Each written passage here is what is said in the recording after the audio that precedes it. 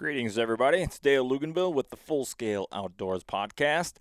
Thanks for joining us again today. I'm going to keep this intro short for you all, so I'm just going to blast you with things you're all supposed to do. Do all the social media stuff, all right? Facebook, Instagram, the Snapchats, follow, comment, rate, review, subscribe. Boom, got it. All right, you doing that? We're going to all do that? Sweet. Let's get into it. All right, well, we got the second opener coming up this week, duck opener here in Minnesota, so pretty pumped about that, to get back out and bang some more birds. Fall fishing is kicking off. Water temperatures are dropping. We get like 3 days of north wind, some cold rain should really drop those temperatures and kick those bass into feed mode, all the fish for that matter. So looking forward to that. And speaking of fishing, that's what this episode is about. We have John Morales. He is a local tournament angler and overall cool dude. I really enjoyed this conversation. It ended up going longer than I thought it might. But as is normal, when you find a like-minded person and you just get to talking and they're drank a few beers in the process, you find it's kind of hard to shut up. So I hope you guys enjoyed it as much as I did. It's a pretty good one. So, hey. Let's do it. Let's get into it. This is the Full Scale Outdoors Podcast with John Morales.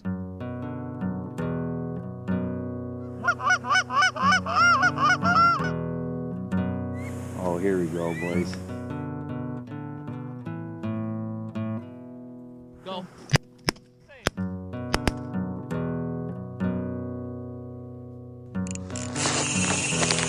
Ooh, I love that sound.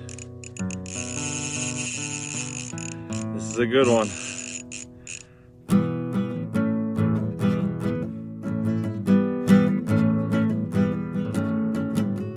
Fever and all that nonsense. The fever, I felt it. I don't think it was actually physically present. I just had that sick feeling. Man, the colors I was coughing up. Oh, well, you're the already taste, to the chest the part. smell. That's usually a good thing when you start hacking up stuff. I think I'm literally about 85%, 90% through it. Yeah. So Once the you contagious part, that's it's long past. Once you Kids start already have coughing that. up, crankbait colors, you're on the way out. That's fun. Oh man, you just go on. Oh, hey, idea. DT10. There we go. Oh, good bluegill pattern right there. Right. Let's just don't go for a red craw. You might have to go to the hospital for that one. That would be bad. I am here with John Morales, How's it going, guys? bass fishing extraordinaire. So I met you at when I was on Doug Glimmerbean's SmackDown Outdoor podcast. So if you haven't heard that one, go check out his podcast. Yep. But yeah, then we've been trying to get together to fish since then. We have for like been months, and our schedules just never mesh. No. And the drive between us, about 45, 50 minutes, doesn't help. Right. Yeah. I appreciate you coming out here to do this. Hey, I don't mind it at all. It's fishing related. It's talking. It's having fun. The wife kind of sits back and looks at it as, just go play with your friend. Yeah. Just go have fun. That's what it is. Whatever. We're just shooting shit about a similar They're more important than me anyway. obsession. Well, I don't know about that. Maybe the fish, but So you had some success this year, I saw on the old social media. yes, I've had a little bit. Just well, a little walk bit. us through it. Well, Give us your accolades. I am a co-angler. I had the opportunity late in the spring to join Lunker Squad, which is hosted by Arsenal, which is Dan Fabiano. If you guys haven't had a chance to, go out and check out Arsenal's page if you can. It is a fantastic fishing product, apparels, everything you got. They have that signature Nico tool, which is, Yeah, things. oh my gosh. Pretty awesome. It is pretty sweet. Just look it up, guys. You guys will love it. I had the chance to go ahead and join his club that he started about 5 years ago now. And it has taken off. The numbers of the guys has just skyrocketed through the roof. He had to put a cap on it with 30 guys this past season. Wow, 30 guys. That's a lot. It is a lot That's of a big guys. club. It's the third biggest in the state. So, and that's saying something for for the faith behind that and the belief and, Yeah. and the camaraderie that we have there and the names that are in there too. Like Connor O'Connor, he fishes in it. Dan Fabiano. There's quite a few guys in there that are some absolute hammers that represented us fairly well up at state this last year too. So, but yeah, I had the chance to join it late in the spring. I think I was the last person to join the club. Thank God that there was room. That was awesome.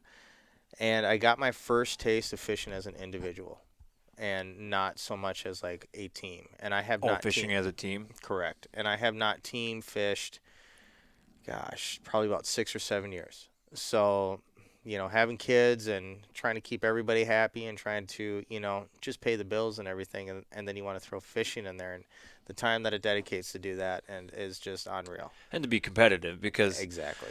Pre-fishing and scouting goes, you have to. It's if you're going to time. be competitive with like those names you just said, or in any club, it takes time. That sure does. There's That just sure does. there's just no two ways about it. I know just with the ice fishing tournament I'm in, Minnesota Made. There's a direct correlation between the guys that can scout. If you like to log their hours scouting to their success on tournament day, It's uncanny. It's super important. Yeah, there's always things that happen. Found them here the day before, and now they're not. That does happen. But even with your time logged in that body of water, scouting for that event, even if they're not where you found them the day before, you have a really good base knowledge of how that lake sets up, how that body of water sets up. You can make real-time game day decisions, Right. and then keep rolling. Right. So you've just shortened it up a ton. So Correct. yeah, you're raising a family, and people got jobs, and Oh, yeah. yeah, these are all things that almost every angler has to. We all dream that someone would just pay our bills for us while we go fish and That's wear their shirt, but that's just not how it works. That is the biggest, overlooked cliche that fishermen have to always Oh, yeah. continuously explain to people. Look, you see us hold up fishing pictures. You see us say, yes, we took first. Yes, we took third. What the money that goes into that just to get that chump change back, if you would, isn't even comparable. Still, it's a net loss. If you have a big guys net on the loss. Elite Series saying the same thing, guys on the Yeah, Elites yeah. are saying that. I am fishing here basically just to pay my bills back at home. I'm not even able to go on out and live a lavish life. and Right, have yeah. 5 different boats and 5 different trucks. That's not what it's about. It's not that much different than you could any sport. If you there's the small percentage of people making tons of money. Right. They're just a minority like that. That's 100%. everything that people strive to. That's what they dream about. But if you're being real with yourself, you're like, my chances of getting to that level are very slim. Now, I don't mean that as a deterrent. Like, I'm not trying to knock anybody. Like, go chase Right. your dreams. Absolutely go get it. 100%. But 100%. you're going to have to, I hate to use a cliche, grind, but you just got to keep going. You got to be the hardest worker in the room. Yep. You're going to have to make some sacrifices, and hopefully you have if you have a person in your life, your partner, hopefully they understand and they're willing to allow you the time to go do that if that yes. is your passion, because all those yes. things factor into it for sure. They sure do. And the biggest thing that I think that is different between this sport and all those other sports are definitely the people around them. If you are a NBA basketball player, if you are a Major League Baseball player, you have people around you who point and shoot saying, look, you have to be here at this time. You have to go here. You have to, this is an upscale dress. Let's do this. Go out there and perform. Then you have to wake up and do your repertoire. You have a nutritionist. You have, there are so many different things for you. When you're in this bass fishing world, it is you and the people that you feel like you can lean up on. And Yeah. that is it. Yeah. And those people that you lean up on aren't necessarily there financially for you. They're just going to be there just to support Sure. you mentally. Yeah. Just say, Well, hey, yeah. you can do this, you can do Right. that, or And that's important, I too. know somebody you can stay with down in Texas during this tournament. Yep. You know, that networking is huge. it's huge, and I guess that's one thing that differs this sport again with all the other ones. Well, and even Chase, whether they're pro-ams or you're a co-angler, so say you're a co and you want to fish all these opens, these BASS opens. you find a couple buddies or other like-minded individuals, like, let's all pile into my car and let's split gas and let's split food and let's split rooms. I mean, these things take money. Yep. And Exactly. like you said, even if you place, you're not, might chip away at your deficit, but you ain't making money. 100%.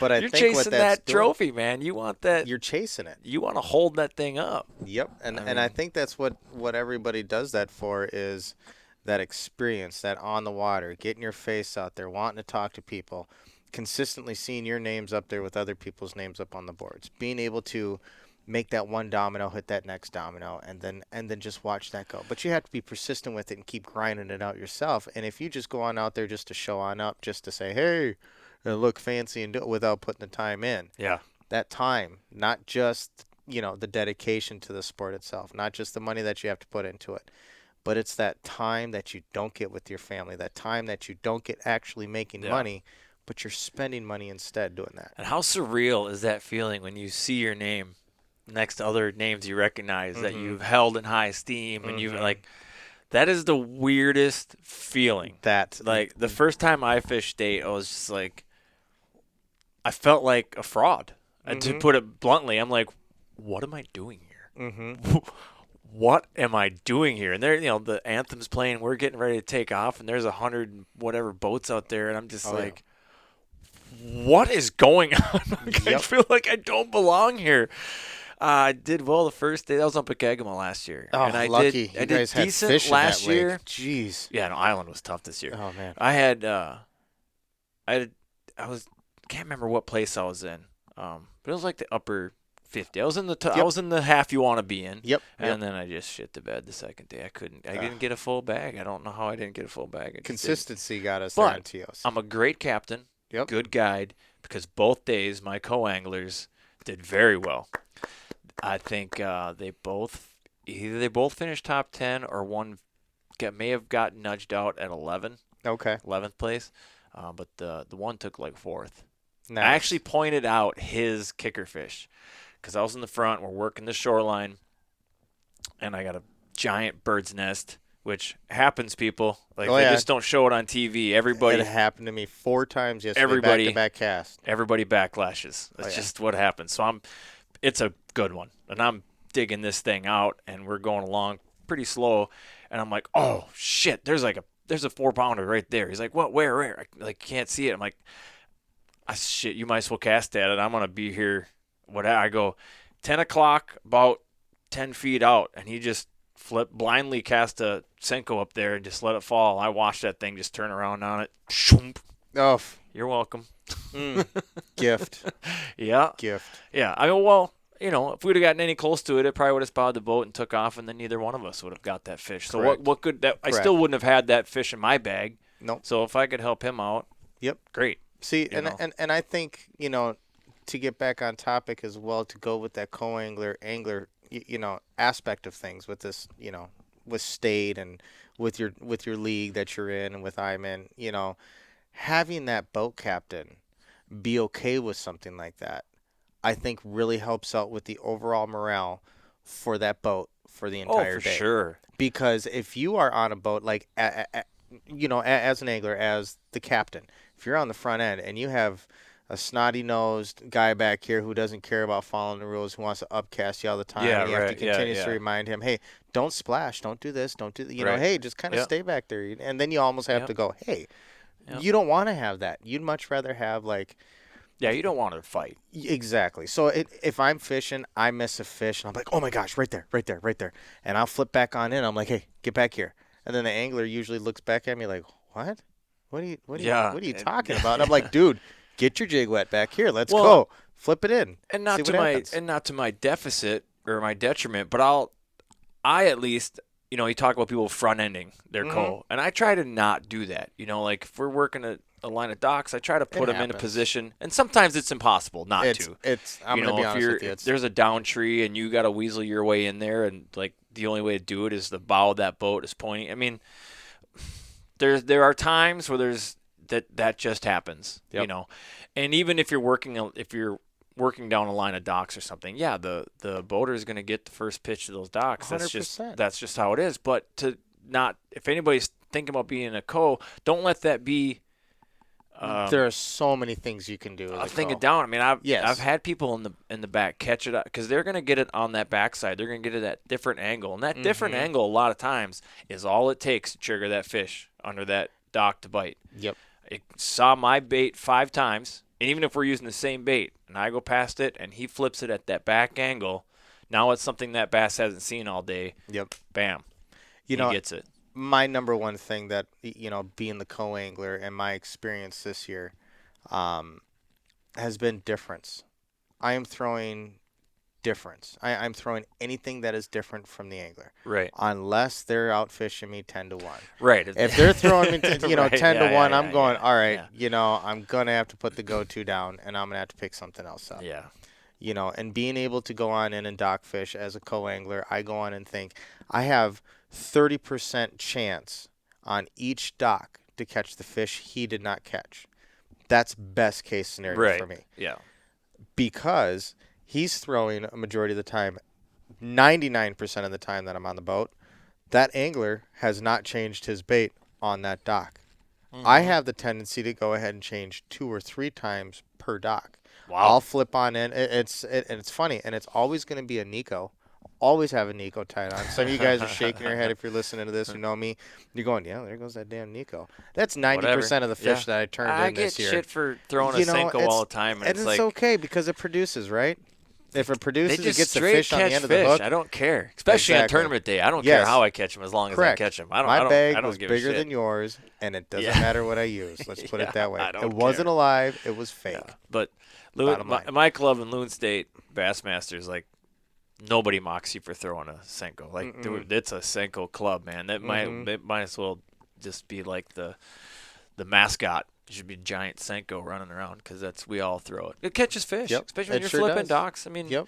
especially you're reading that thing weedless. Not that you have Yep. to, but it's nice because if you go over the chain or you go over, you're not getting snagged as much, and you can skip that thing. You don't even have to be that good at Oh, yeah. skipping, and you can skip it. Like it's You know what I skipped a lot this year?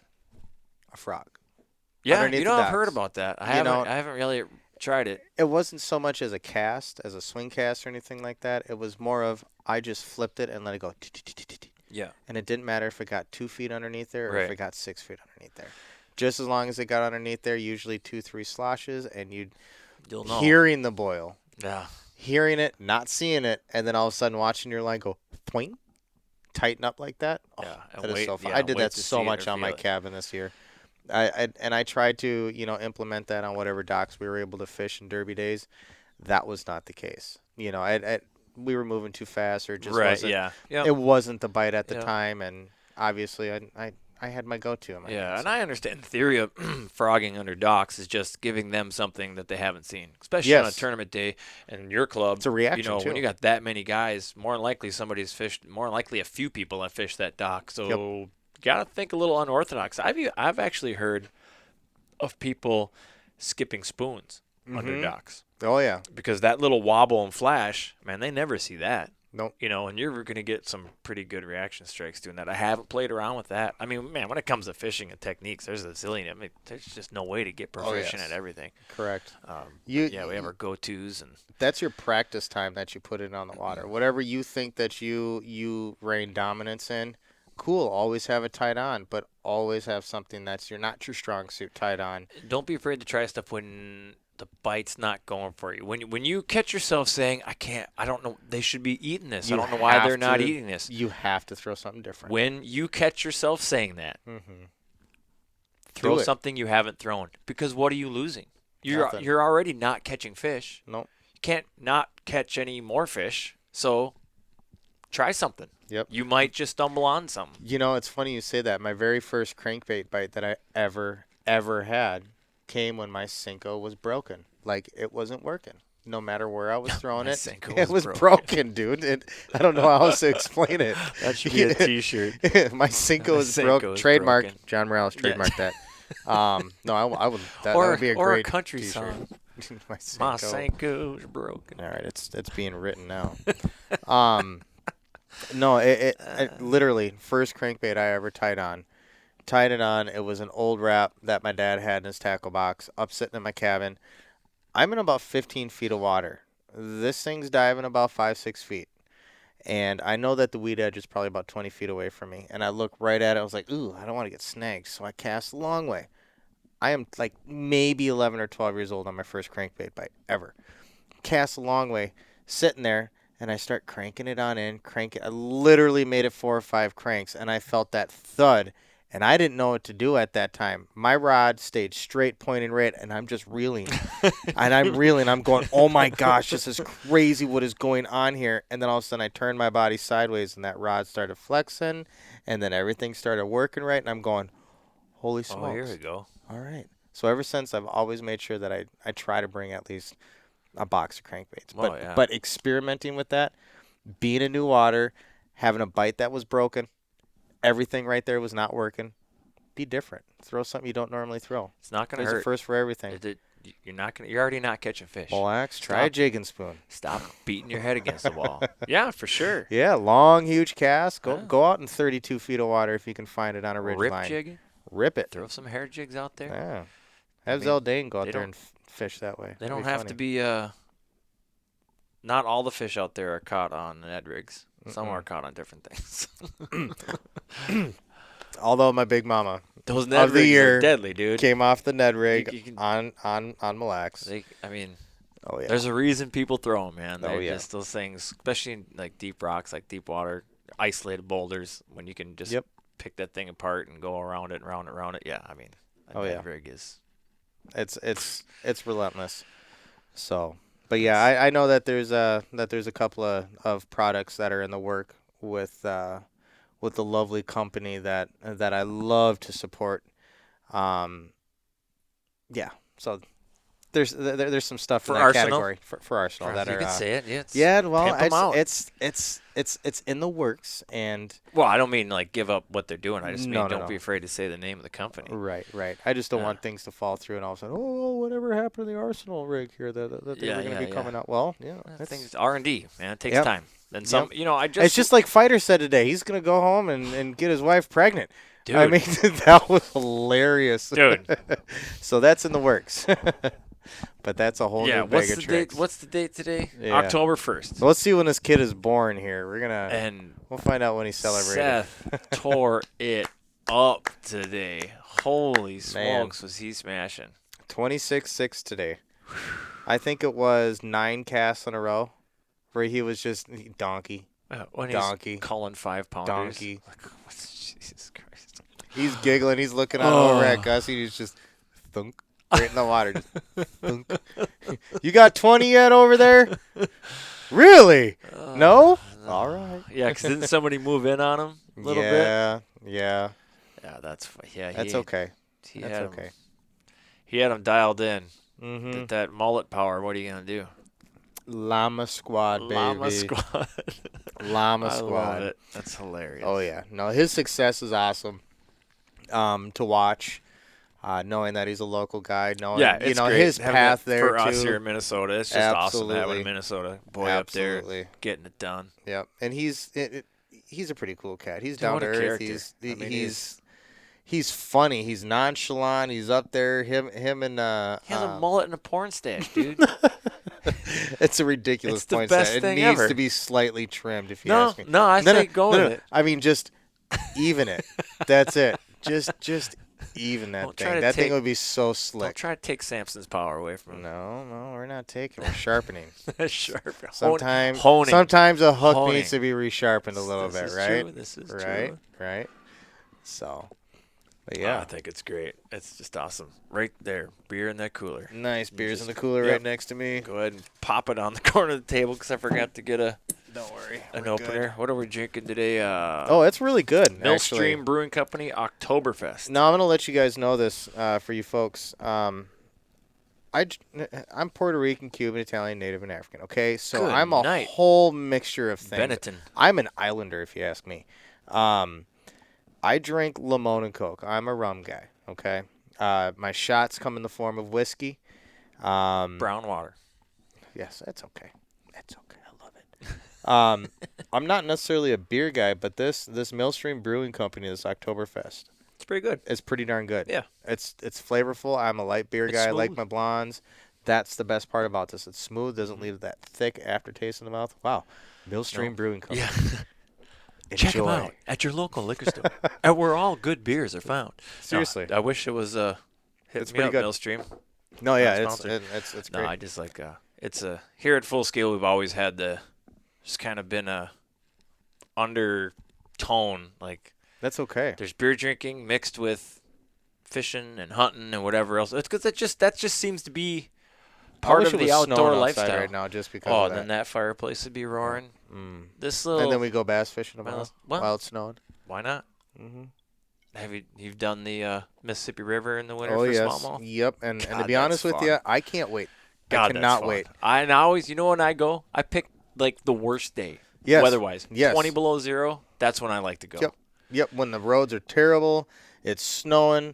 It doesn't matter. Nobody that else is is the gonna be time there. to go. And that's also kind of the scariest part about It gets busy, especially if it's a nice day. Yep. If it gets up to 30 in the winter on a weekend, that bank's gonna be. It doesn't lined with matter people. weekend or not. Monday through Friday, it gets Yeah. stacked. Yeah, it's ridiculous. People but, will all of a sudden, oh no, it's gonna be 30 tomorrow. I'm taking the day off. yeah, It's if you just get- like, But if you go on the crappy days, mm-hmm. get the place all to yourself, and they still bite. Mm. Oh, they just stack in there. My brother lost probably the biggest smallmouth of his life. I have it on video. It's hilarious. I actually made a vine. Is that what they call it? Things Mhm. that just loop, or like Yep. a GIF, a vine, whatever. Yep.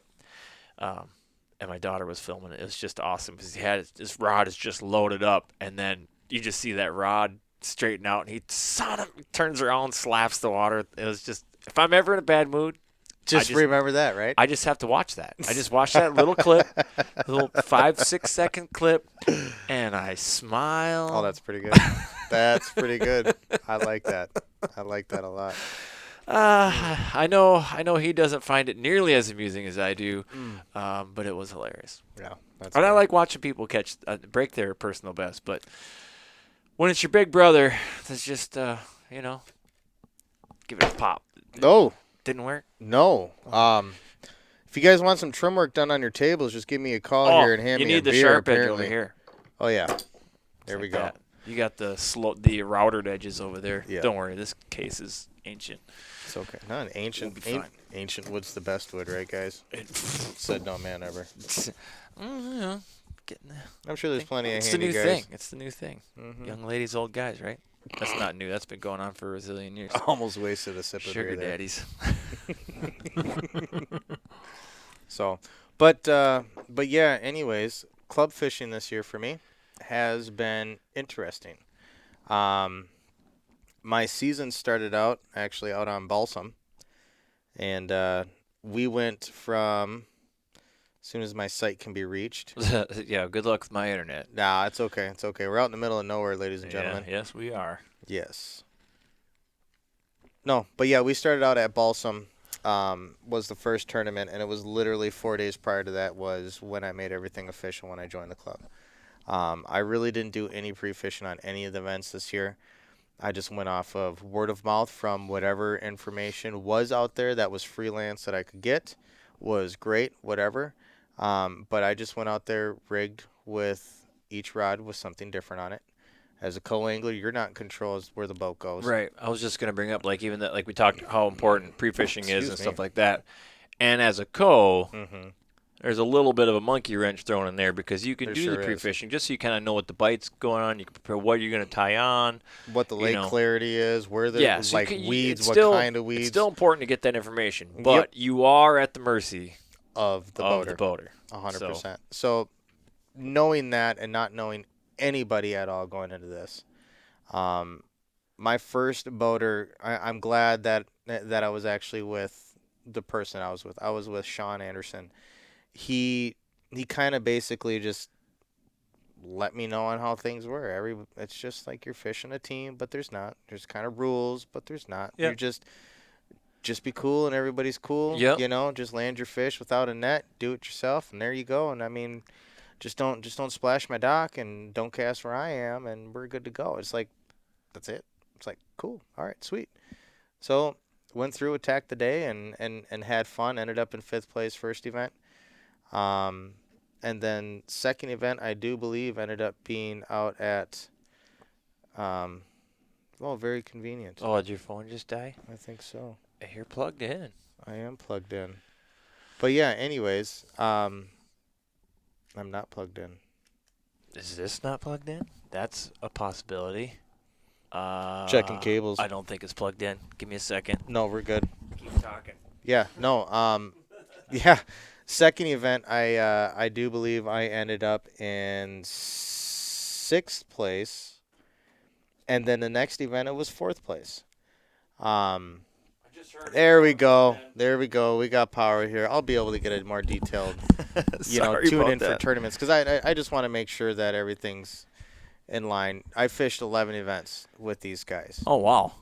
But the very first event was obviously How many events are in a total. season? Just being part of Lunker Squad, I fished 11 events because, 11 days worth of fishing. 2-day event for TOC for state, which I was not qualified for at the beginning of the year. I had to qualify throughout the season by establishing, myself through fishing against everybody, which I did.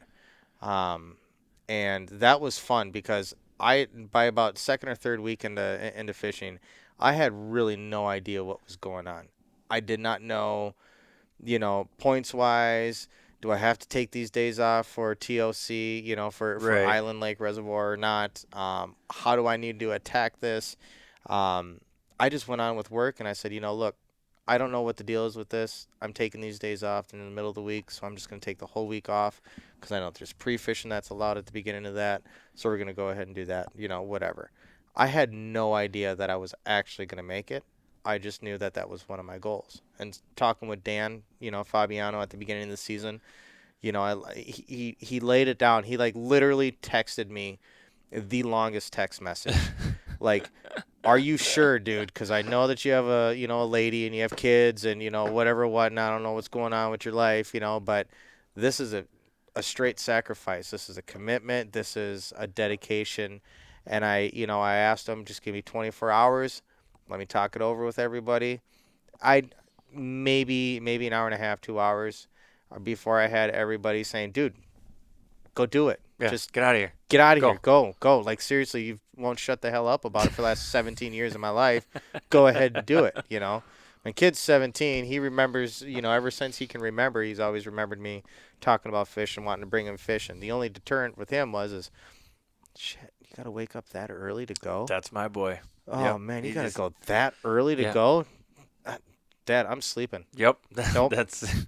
I'm out. Yeah. Count me out. That's no. my kid right there. No, Yep. and it's like if you could tell him you can bring a pillow and a blanket and you can bring your iPad and you can bring your phone, but you have to hold a rod in your hand the whole entire time and it has to be in the water. They might have a better chance at Honestly, going. wouldn't even care if he fished. If he just was, Just willing come in just the to go boat. and just Just hang come out, sit in the boat with I wouldn't me. care. But he doesn't want to get up early. It's like, No. he doesn't have. Even if we didn't leave early, he's gonna have like a 2-hour tops, and he's gonna want to go back. So it's. Yep. I don't fish for 2 hours at a time. Yeah. and I'm not trying to make a funny situation here, a cool, wanting to bring your kid fishing though. But my son and I really, other than this last go around where we went fishing, we only went fishing once this year. And it was, and a lot of people have heard me talk about this, but it was one of the most special moments I've had fishing in my life. We went to Mille Lacs and got him his very first smallmouth.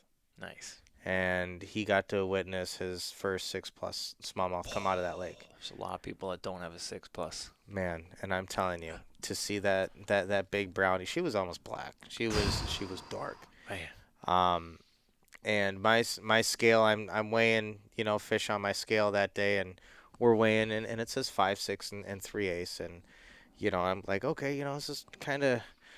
No, that's not right, can't be but right. whatever. It's That's a what 5+. scale says. Yeah, Yeah, that's what yeah. scale says. And then we're going on, and I'm fishing with Skogman up on day 1 for whitefish chain for our club TOC, and I'm weighing fish with that, and they're a full pound off. Wow. So I go on and I go, holy smokes! So that 5/6 smallie I caught was and I'm like, that seems to be a heck of a lot more reasonable. Yeah. Being able to put hand in hand. I'll show you the picture here Sure. when my phone powers up. But that smallmouth, having him watch that, and then the sunset that we had with that long 8-horsepower motor that I have on my little tanker, going across Mille Lacs when it's glass, going all the way back. Nice little 20-minute boat ride back to the boat launch. Was quiet, and watching him do, I mean, just, God, man. Yeah, it's awesome. It's a great feeling, and to have that, and to want him to experience that, and to have that, and knowing his opportunities, because these kids don't understand these opportunities that they have with bass fishing nowadays, and fishing period, God. with schooling, High school and teams? everything. Dude, you have high school Are you teams. kidding me? You can go get an education while fishing. Yes, please. Yes, please. I am so envious of today's generation as it applies to that, at least. Take 20 years. Are you kidding me? I know. If my school had a fishing team, I definitely would have been a part of it.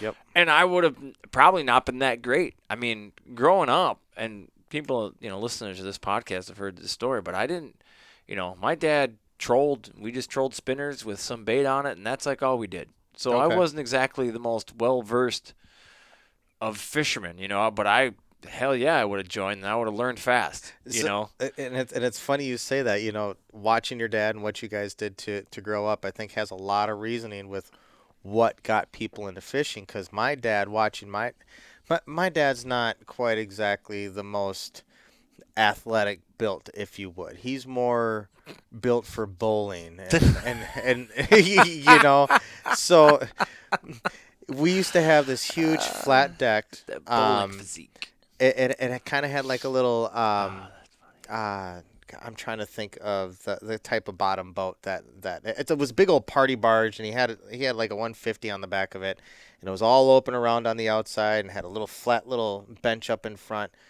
But all it had for support all the way around the outside were these little thin 1-inch aluminum bars with these little chains that connected you. Oh, yeah. So it was a big, huge party barge. Pontoon. Yes, it almost looked like a pontoon, but it was it was the flat bottom, Sure, yeah. But he would stand, and he would lean up against that thing after he would cast his slip bobber that he had set up about 8 or 9 inches deep. And he would anchor down, and he'd lean his belly up against that thing and cast all the way on out. And he'd lean forward as that bobber would go down, and then whoop, up goes the hook set. And I would watch him rip so many fish, claim, quote unquote, I ripped his lips right off of him.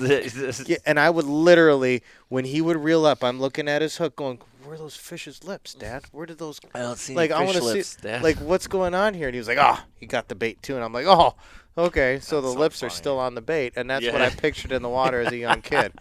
And I was stuck on that for the longest time, and I loved it. Honestly, I loved it. That man pulled some fish out of that.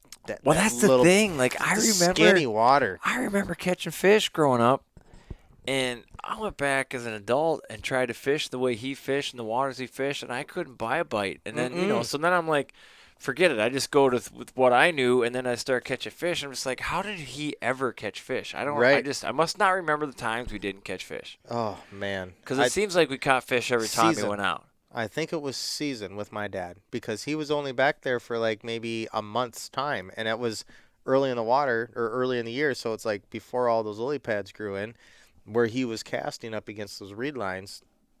I mean, I know this funny story about my dad that we always reminisce about. There's dad Wayneisms that we use all the time when we're fishing, and again, this goes back to like, I can't believe you ever caught anything, because as I got older and I started to learn, and then I would watch him, like, he's just really not that good of a fisherman, to be brutally honest. So we'll be trolling, right, and he'll get a little bite, and you got to let the line back, so he's letting it back, he's leaning back, and his hands going back, and he's giving it slack, and then he sweeps forward for that hook set. Yep. And he'll get it set, rods, loaded up, bent over, and then he always used like the old Zebco 33s, the old push button cast reels, and then he would, swear to God, he would hit the button, give the fish slack, I don't know why, and then he'd reel up the slack to fight the fish, and then half the time the fish was gone because he gave him slack and it shook the hook or whatever. And so the Wayneism we always do is, how do they do that. It's like, well, how do you ever catch a fish, Dad? Like, when was it ever a good idea to give the fish slack line? To I don't push the understand. button, reposition yourself. All right, well, I already set the hook here. No, let's I find don't. him. It's hilarious. But God That bless doesn't his make heart. I sense. mean, he's just like, you just had to have known my dad. He's just the most jovial, smiling, eternally smiling person. I mean, just it's nonstop. But that's fine. I just moved it away. I heard a little bit of Cool. static. It's always a phone that does it. In fact, I think it's always just Maybe it's a Samsung. Apples don't do it. It's a Samsung thing. Oh, Oh, now it's not doing it now. But it was just powering up, so yeah, there we'll you have go. to see. But yeah, is that the one right there? No, gosh, that no. This thing's was a toad. this was actually from last year's Memorial Weekend up there. Yeah, early water up there was my On best Mille time Lacs? on Mille Lacs. I mean, 92 degrees, slick calm. We're talking, I could have combed my hair. I don't have any. Just by looking down into the water right next to the boat. It didn't Yeah. matter where we were. You could have been out in the middle of the water. You could have been, 3 miles for. It didn't matter where you were. Dead slick calm. And Which I usually literally for that lake. Yep, Not a good thing. I boated 60 plus day one, and then Nice. second day I went on out there. It was 96 degrees on that Sunday. Yep, and I brought the other half with me, and sitting in the boat, and she's pasty, and she got her suntan that day for sure because she So goes. she's not an islander. Oh, definitely not. No, sirree. She's definitely not. She's from down there, and that. No, she's pretty white. She Not when I'm drinking, was dude. That's not hilarious. that white though by the end of that day. She was No. more pinkish. No, Reddish. no, yes, definitely more Full- like that can of bubbly. Full lobster. Oh, she was red. I had. Ouch. This is how terrible I am. I sat there at about hour 6, and she's sitting there looking like a zombie, looking straight down, not even looking at the phone anymore, just going, "It's hot."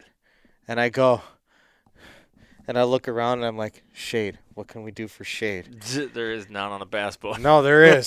When you reach on under and you grab your freaking rain jacket, you go, Oh, there you go. and you drape it on over, and you're like, "Here you go. Here's your rain jacket." She goes, "Oh, that was so sweet." And I was like, "Sweet, that Yeah, bought me that means 2 like- more hours. This is awesome. This is great." And Yeah, then, that wasn't chivalry. That was like, no, how can that I was salvage not. this day? Exactly. I don't want to be done fishing. Exactly. No, I literally had to have met my 200 fish marker. That's awesome. In about 2.5 days worth up there, all smallmouth, 1 walleye. That's saying something. Yep. Fish that lake and not yeah. catch one walleye. No, and see that's the funny thing is everybody goes up there and just hammers the walleye when they're smallmouth fishing. I kind of want to catch a walleye when I'm smallmouth fishing up there, but it just doesn't happen. It doesn't happen like I want it to. I'll go up there and I'll throw a tube. I'll go up there and I'll be like, all right, well, I'll just go ahead and I'll throw a jerkbait when I know I shouldn't throw a jerkbait. I'll throw a Try to deeper catch a one. Yeah. and I'll- walleye. And then when they're not paying, I need to change my jerkbait color up. Whoever I'm fishing with, whether it was Koo or whether it was Doug or what, go ahead and just be like, all right, we're in about 12 feet. I'm going to go ahead and throw in a 20-footer and hit some rocks.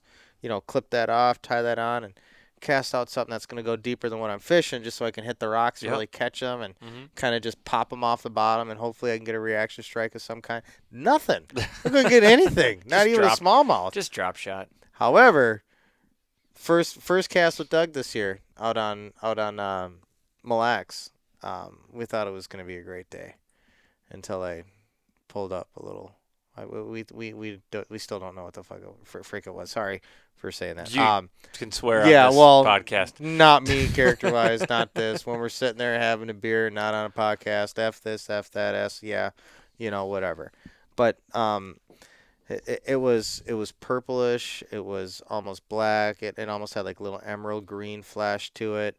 It was about 5 or 6 inches in length, and we think it was a juvenile eel pout or. Did it have the eel tail on? Yes I mean, and they no, look pretty but much like It that. also had stubbies on the back side of it, which right before that on. Oh, so it was like a sculpin or something. I don't know. Goby. I've never seen it. Could have, and that was the thing. Doug Doug and I both were looking at this thing going, I have no idea what this is. I'm just going to assume that it's an eel pout. Here we go. We're going to throw it back in. It was an eel pout. Here it is. Nah, yeah, baby You know? eel pout looked like big eel pout, just smaller. Yep. But We used to find them in the river all the time. I ended up throwing a bait later in the day that looked similar to that, and that's when we started really catching fish. So I kind of keened in on that. I was like, no, this is the fluke. This is crystal clear water. There's no reason why that should have been there. I don't understand this, and it just, I don't know. Imagine It the hatch. Yep. I didn't know that was the hatch. I didn't know what it was. I thought it was alien. Literally. I'll have to do a little research on that. But there must be, I don't know if we have I'm sure there's some sort of native sculpin, native goby fish in there. I'm sure of it. I'm sure that's what it was. Yep. The only thing that has those like feet-like pectoral fins. Yeah, kinda and things. it had the front. It kind of had the back, and I was definitely looking for those, but it was so small, and literally they just look like little nubs with dimples next to them. Sure. So, and that's Weird. Yep, it was super weird. Who knows? Should have took a picture of it. Yeah, no, and I don't get it. I don't don't know, think Doug. I- Why didn't did we I take a fish? picture of that? I don't know. I fish wonder if he Mille got a Lacs this picture of year? that. I think I did fish it once or twice. I don't If fish nothing it that else, much. it's donkey season now. It's football season. Dun it. It is definitely football season. Yes, it right is. now. It Need to definitely get up is. there. It would be a fun time. You know, one year we went in November. Yeah. Normally you would think it'd be cold.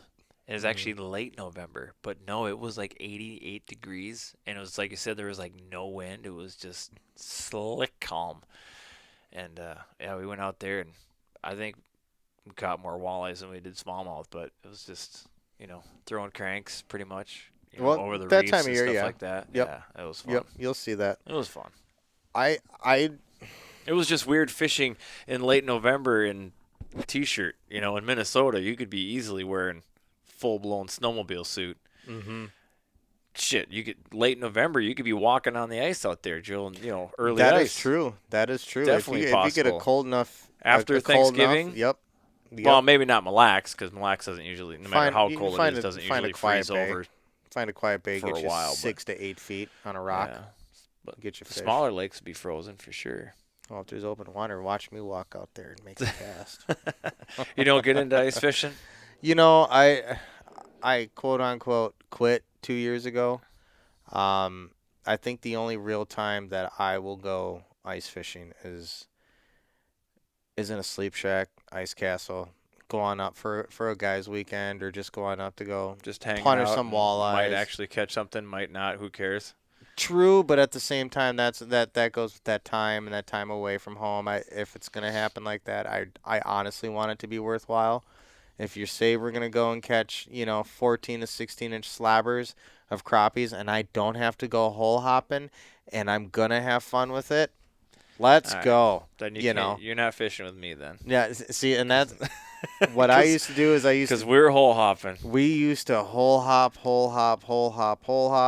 and I would go yes, yes, yes when the fish were biting, no, no, no, and it wasn't happening. But you can go and fish, 70, 80 different holes and move literally a half a mile on foot and not even realize it, and then produce one walleye, and then on the drive home, all you're thinking about is that one fight that you had with that walleye, and you're kind of smiling, go, man, that was so fun, that was awesome.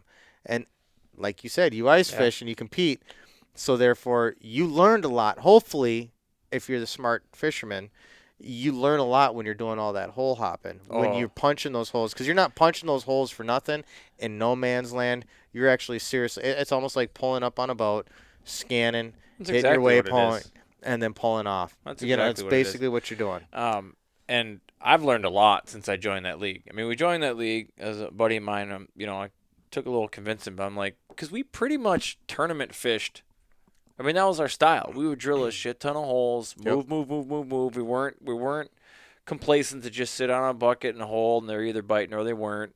It's like, no, let's put this together. Let's go find. We know they find fish. We were watching like UPL, and we were watching these other things. Okay, we know day in and day out people can put fish on the ice no matter what the conditions are, no matter this, no matter that. Right. So we're just competitive within our own selves. Like, we just want to produce. And so we got pretty good at it. And then it was like, I saw, advertisement come over social media or whatever it was, and actually I think my buddy Josh tagged me in it when Minnesota May was looking for a few more teams because they had some teams drop out or whatever, and so I convinced my buddy Joel to do it, and we did it, and it was, I mean, we learned a lot. I mean, we were competitive. I mean, we finished in the top 10, but it was it's like, yeah, we're not doing all we can. It's like we need to. So coming into this season, we are up in our game, and we're gonna, give it even that much more. And we really want to bring a play. We want a lake. We want to win one event big time. So I have a question for you now. Being a competitive ice guy, and what species is this? Crappies and crappies and sunfish. Okay, so knowing that you need to have some sort of vertical structure for those guys in the ice season, do you guys kind of, I guess, go out and scan as late in the open water as possible to find out whatever green weeds, whatever it is that you can find that holds on tight as much as possible that can help you throughout? Okay, so we didn't do that last year. Okay. But we are definitely doing it this year. Okay. And we will just roll around, and we will have a camera. And we're gonna graph them, mark them, see if they're weeds, see if they're live weeds, whatever they are. And we're gonna find those cabbage patches that are alive. Yes. And we're gonna drop in deeper waypoints. water. Yes. And that's kind of what I was asking. It doesn't asking. necessarily have to be deeper water. I mean, that's kind of a that's the one thing I'll say for anybody that's an ice fisherman. You want to up your ice fishing game. One, get away from the crowds. Do yourself a favor, just get away from the crowds. Abandon that big hole in the middle of the lake where all the ice shacks are. Just don't do it. There's fish everywhere. All the fish in the lake are not in that one spot, I promise you. And the bigger fish are not going to be there. If they might have been there at early ice, but they got piss pounded, they're not there anymore. Right. Go find some new fish. Also, find weeds. Find the weeds. You're going to find the fish. And there you go. There's your hot tip. Without giving away all the secrets. And if you can find cabbage, even that much better. But there was one event last year, and it was cold. I mean, it was one of those 15, 20 below days. You would think, oh, it's cold. The fish are going to move out deep. I had one spot, I'm literally fishing in 3 feet of water. So the deepest I fished last year was probably 15 feet. And that was on one lake that didn't have any weeds on it. So the fish related to break lines. Okay. Every other lake we fished had weeds. It was probably 8 feet or less, maybe 10. But get in there. Weird. Yeah, that's funny because my buddy Jason Thill and Doug O'Connell, we were ice fishing up on Gull Lake a couple of days prior to the big extravaganza that they have up there. And we're out there fishing in their wheel crafts that they have, and we're pulling them around, and we run into this one small little shack out in the dead middle of Gull, and it's sitting, like literally we're all, I don't want to say half in the bag because who's lying at that point when you're out scouting at 11, if it's 11:30 at night and you're out in the middle of the lake going, where are we gonna fish, man? You're all the way in that bag. Oh, yeah. You're not halfway in the bag anymore. You're all the way in. You're in. So we're driving the wheel crafts around, pulling the ice shacks, and we come across this one little solo shack with this one guy and this one gal. Don't know if we interrupted them or not, but God forbid. Be a great time, whatever. We pull on up. We're rocking tunes and everything, talking, and they come on out and they're like, hey, guys, what's going on? You guys doing some fishing? Sweet. Post on up. Drilled us some holes right there. We pulled the Willcrafts right on over it. Buddy drops a line down there, and it's the only freaking line that we have. We're sitting there. We have the TV on. We have the bar out on the tables and stuff, and we're just sitting there drinking, having a wonderful time. And all of a sudden, my buddy goes, "Fish on!" And I go, whip out my phone right away. And I was like, I thought we were in 1.5 feet of water.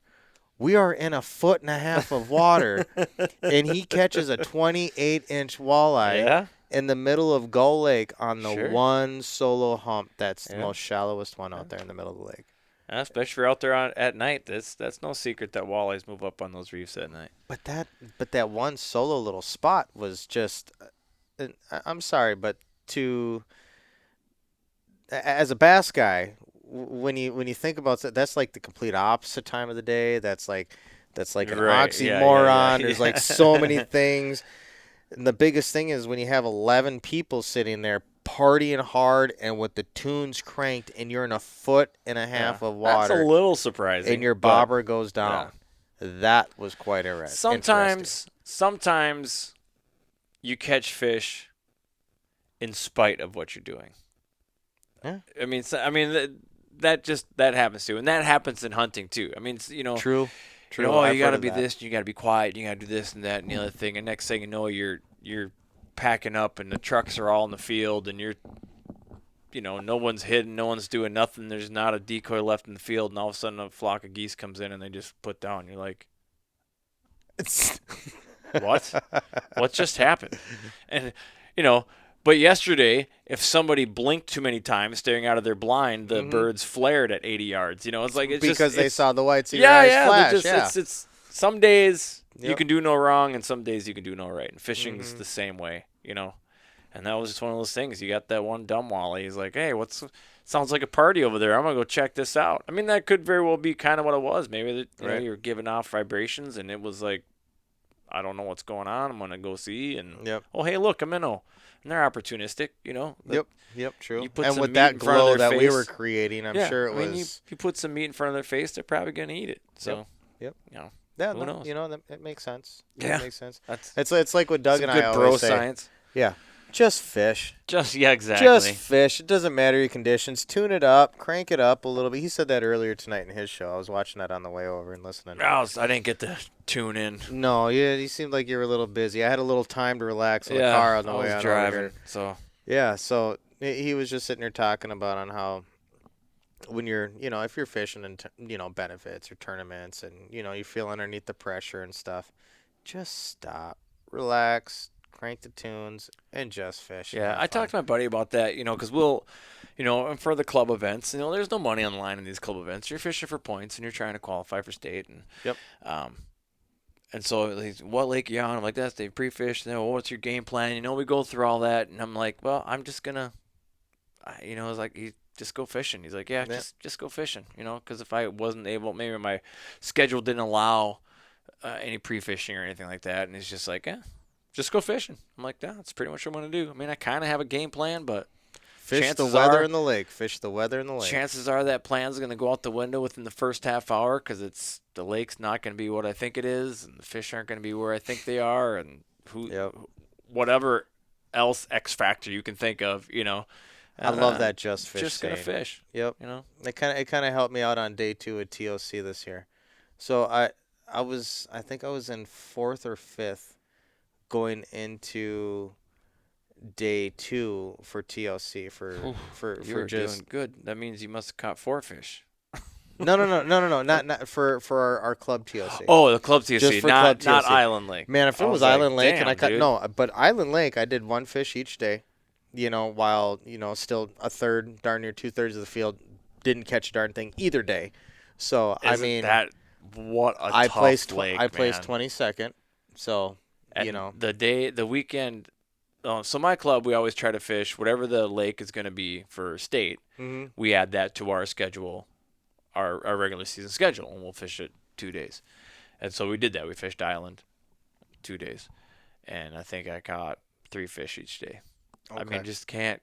It's hard to get 5 out of that lake, man. It's Like, it is hard to get 5. Now, I was super excited my first day of practice there because on the day that I arrived, it was, I got there maybe about 3:30. Fabiano came on over to the boat ramp, picked me up.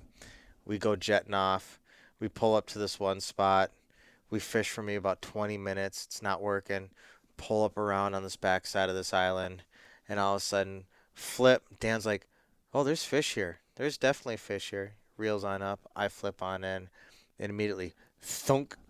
All right, nice. Pull up a nice little 2.5 smallmouth. Very next cast, flip right on out there again. Dan's like, so what are you throwing back there? Thunk. Hold on a second, I'll show you. There we go, back to back. And I mean, that right there was the second best flurry that I had for 5 days worth of fishing out there. 4 days worth of fishing. I mean, that was. Oh, get right in Excuse that me. microphone. Oh, I would. I'm gonna have to disinfect this SOB. But on day 2, I was fishing with Jeff Wida. He fishes out of the Prior Lake area for their club, and I do believe that they are the biggest in the state. And I enjoyed the time that I had with him out on the water. We just, obviously we really didn't get a fish in the box until I think it was 1:30. That's crazy, ain't it? And it was crazy because I sat there and I look at it, I'm like, okay, we're positioned between these 3 islands. There's a saddle over here about 75 yards, and we're sitting over here in about 8 feet of water. That's 14 feet, rolls up to 7, and there's wind coming across it right now. Let's go on over here about 50 yards. Are you game for that? And let's cast into the wind and let it fall on this weak side of this point, and let's see what happens, because we know that there's rock over there, and there was bigger rock over there that we did not know that was there. And that's what happened to be the key, that mixed in bigger rock with that smaller rock that we had. But a lot of that deer tongue up there, a lot of people were catching fish in that deer tongue where you had a hard bottom and you had chunk rock up in there. Yeah. And then it was just a deer tongue that was mixed. We happened to find all of our fish where there was 0 deer tongue. Well, what do you call deer tongue? I don't think I've Deer heard tongue that is term. That's what I know it as. It's a leaf that literally looks like it's in the shape of a deer tongue. I've only seen it in 2 lakes in Minnesota that I have personally so it's been a on. weed. It's a weed. Okay. Yep. I think I know what you're talking about. Yep, it's a weed. And it's one of those weird things where you're like, all right, this must be a flooded plain here to where this plant is growing up. No, it's actually a water I know base. what you're talking about. Yep. Now. Yeah. So a lot of the guys were catching the mix on that. I saw a lot of just rockfish. And I've heard, and I heard bottom. that going into it, that you fish kind of more largemouth style and waters for smallmouth on that lake. Correct. And there are some green bass on that lake. I've heard, rumored, they're just not many of them. Okay. I've heard. I don't know if that's true or not, but Fish I think they actually do on the DNR website. I think they do have them listed. The fish I turned in were green. Really? Yes. So you did catch some green Yes. ones. Well, there you go. We've So put day that to rest. day one was green. Day 2 was a brown one. So, Okay. Yep. Yeah, and I didn't catch any green when I was up there. Yeah, it's there. I think day 1 there was, 7 greenfish. Did turned have in. 2 muskie follows, so that was fun.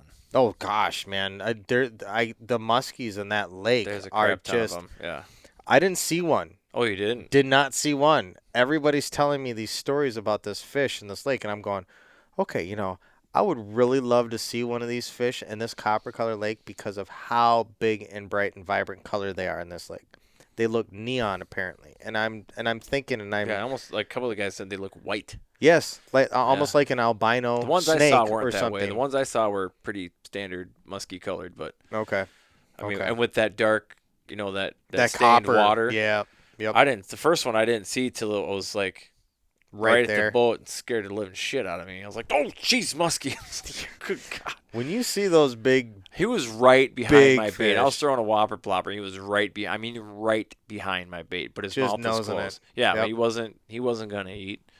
I don't even if I'd have done a figure 8 or something. Not that I want to hook a muskie on that rod, but or Yeah. that bait, I probably Per would have se. anyways. it would Just 'cause- destroy that bait. Yeah, well, whatever. Slash it right Could off. buy another one. It goes $14, Yeah, depending on your plopper. worth Yeah. it. Worth True it for story. the thrill. Definitely. Yeah, but then like 50 yards down the shore, I had another follow, but that one I actually kind of saw coming. He wasn't quite as big either. The first one was a giant, so I'd go back to that lake for muskie fishing for sure. I don't think I'll ever go back to that lake to fish bass unless I have to, but that was a tough lake, man. Yeah. Whew. And a day of state, what was the turn? Like how many people? There was only a handful of people that weighed a full bag, right? Both Right. days. Yes. Both days. Yeah, There like, was what, 4? 4 was there was actually Like basically, I just, if you I weighed just a full, had the if you had page a up. full bag, You're in the running for sure. 100%. Yeah. Now, No matter what size they were. I needed, what was it that I needed for my placement? I was 22nd, and I was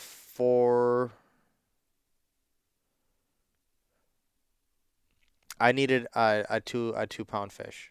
I needed one more 2-pound fish, and I would have cracked top 10. And you caught one a day. I caught one each day.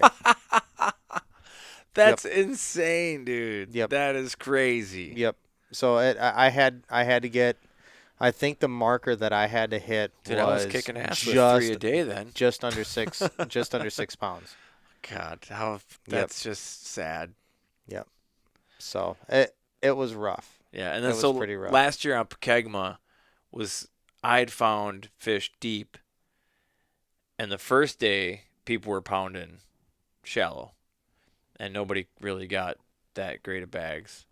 And then I had a decent bag, had my 5, and I can't remember what place I was in, but it was 20 something maybe, or Right. something like that, Yep. 18, 20 something, I don't remember.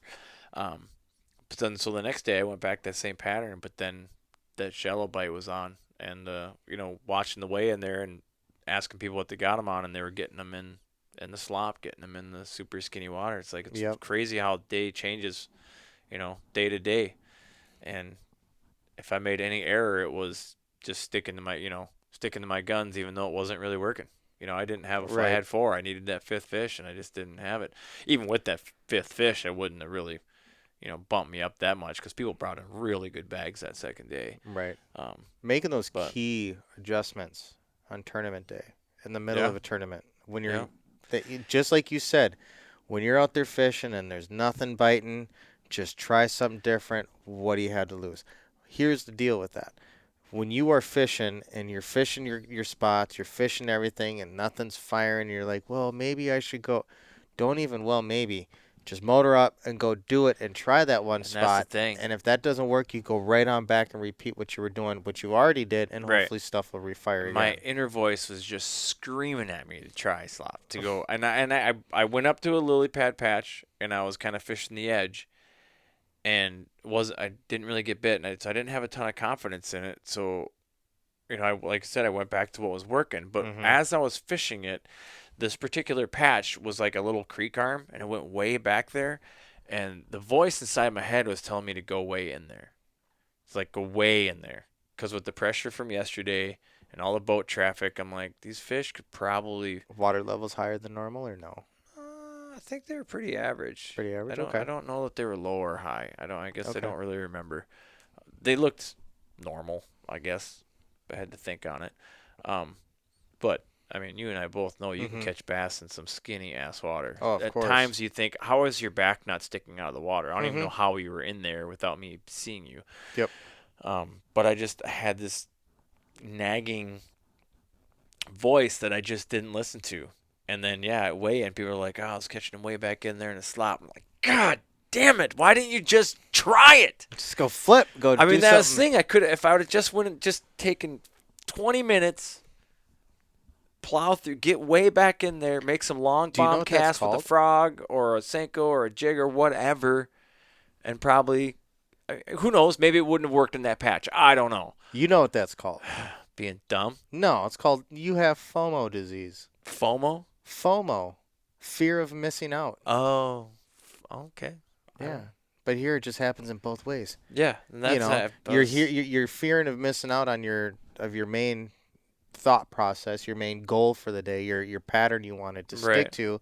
And then you have that other voice going on, hey, just try that. Well, that fear of missing out of, well, if I go do that, then I'm not going to go do what I'm burning time doing that. Exactly. Yeah. I'm doing what you were there to do Right. in the first place instead of going back and trying something new. My thing is God. I'll take little wrenches in my engine all day long. Yeah. Don't hit me with that big fucking one. I'm sorry, but just don't hit me with that big one. If you can dodge We're a wrench, good. you can dodge a ball. Well, that's the thing is just hit me with a bunch of little ones. I can take that. I can take that all day long while fishing. Yeah, who knows? You I mean, know? that's one of those that still burns me to this day. It's like that's the big what if game. It's like, what if I would have stumbled on that shallow bite? That would have changed everything. There are two what ifs that came into huge. It's funny you say that. that came into play for TOC for me this year, for our club TOC. And that event was the one that I won. That was my number one goal for the end of the year, was to win or at least place top 3 in that event. Well, I ended up winning it. And I think they happened due to 2 key decisions that I made. One of them, day one, I was having issues. We were fishing dock. We were fishing shallow. I got hung up on one dock. I was not happy with it. Mentally was frustrated. I knew the water that we were fishing in I did not have confidence in, so that was working against me. The angler that I was fishing with, he had all sorts of confidence in there, so I knew we were going to be back there for a while. That was going against me. I sat there and I looked at myself and I was like, you know what, dude? The best thing you can do right now is to sit down, put your freaking poles down to the side, grab yourself a drink of your coffee, sit and chill, and give yourself a 2-minute freaking timeout. And Sean Skogman, you can go ahead and back me up on this. I was on your boat during this time. I went on and I told him, I was like, dude, I'm just, and I let him have it. And I told him what I was thinking and what I was feeling about this and why I was giving myself a 2-minute timeout, because of my frustrations, and he understood that. And I sat down and gave it, stood up, turned right around, and literally I looked at the dock and I just gave myself a free, fresh, clean slate flip 3-pounder. Nice. And when you have that moment right there and that whole new refresh button was pushed and you have that whole new mode of confidence going into play, that's awesome. Yeah, that's great. And that's a good tip for people, because absolutely, if you're fishing through frustration, it's very possible you're fishing too fast. Mm-hmm. When you're annoyed, you start moving your bait different than what you normally would. Right. And when you're annoyed, everything is setting you off. Right. Yep, everything. So you hit the post and you don't even let it sit. You realize, that was a shitty cast. Where if you just small let that little fall, rat's nest turns into a knot. Yeah. Even if it hit where you didn't want to, if you just let it fall before you reeled in, that cast might have still worked. But every little thing is going wrong. The dominoes are falling. You're just like, nothing's going right. And yeah. So resetting yourself like that and be like, all right, go back to do what you're doing. Yep. And then you make the cast you can make. You fish the way you're supposed to fish, and then you get rewarded with it. So. Yep. And it was kind of amazing to be put in that situation, because Sean was, I'm not gonna lie, at that point in time he was flipping the shit out of those docks. He was hammering them. He was flipping it. He was flipping out. He was flipping on the front edge. And at first, when I first gave myself the timeout, I kind of leaned my head back and I looked back at the docks that we were fishing. I'm like, this is a stretch of like 8 or 9 docks that are tucked back in this little pocket. And I'm going, like, literally, that's 90 flips, like, right there. That's damn good, man. I'm proud of you, dude, because he didn't finish very high. He caught some big fish throughout the season, which was great, which helped him in standings and points and stuff like that. He's a great fisherman and everything. His flip game was on point that day. It just, I'm going to be honest, kind of sucked. It kind of sucked for him. Far enough away, I shouldn't be bothering it, but whatever. It kind of sucked for him that I stood up off of my 2-minute timeout and came right on in behind him, because after that, that's when I filled my limit real quick. And I don't want to say, maybe I may have stolen a fish or two that he didn't get, but there was one specific flip that day to where I go, hey, right there underneath that is way too perfect of a scenario right there. This dock was probably sitting about 6 inches off the water. It had it was a wood top. 0 chains across it, had 2 vertical wood pillars off to the side of it. Nice. It wasn't a permanent dock, though. That was the thing. It was just had the wood pillars on it. You could see the one axle that went through it. And I looked at it and I told him, I was like, hit that corner right there. And I was like, and I'm waiting, and I had my spinning reel set up like I was ready to flip, because I had my Nico in my hand, and I go, you gonna hit it? He flipped on in there with a jig, missed it. Literally, folks, this is where you need to practice with the flipping and the target and hitting your accuracy and everything, hitting your spots that you see. He missed, and I looked at him respectively, and I was like, do you mind if I flip on in there? He was like, dude, go right on ahead. I flipped on in, and I watched that bait hit the water, and as soon as that could disappear, I felt my line tighten up, thunk, there it went. That fish right there, not knowing that by the end of the next day, along with the fish that, which I'll get to here in a second, teaming up with that one fish right there ended up, if it wasn't for that one fish, I would not have won that tournament. Wow. Because that next day, with 10 minutes left in the tournament, we're all right over by the boat ramp over on Gull Lake this time, because day 1 was on Whitefish, day 2 was on Gull Lake. Okay. So we went to Gull, and with maybe about 20, 25 minutes left in the tournament, we made this big move to come on down by the boat ramp. We're fishing a stretch of shoreline, not even docks, just shoreline. And we get to this 90-degree angle, and there's this one dock that goes into this channel of this no-wake zone. There's this one dock that goes on out, and it's an L shape. There's a pontoon sitting on the opposite side of the dock from where we are, and we're coming up broadside on it, and I was like, hey, hit spot lock real quick. There's a lot of current that's coming on in here. Now, both of the boaters I fished with this on both days didn't have really any experience on the lakes up there compared to what I had.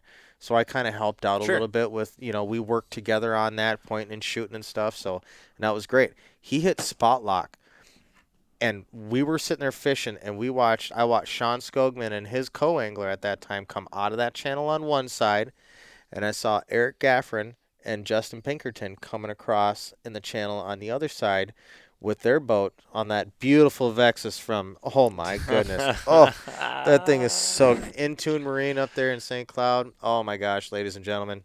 That is a phenomenal little area with some great personnel that work there.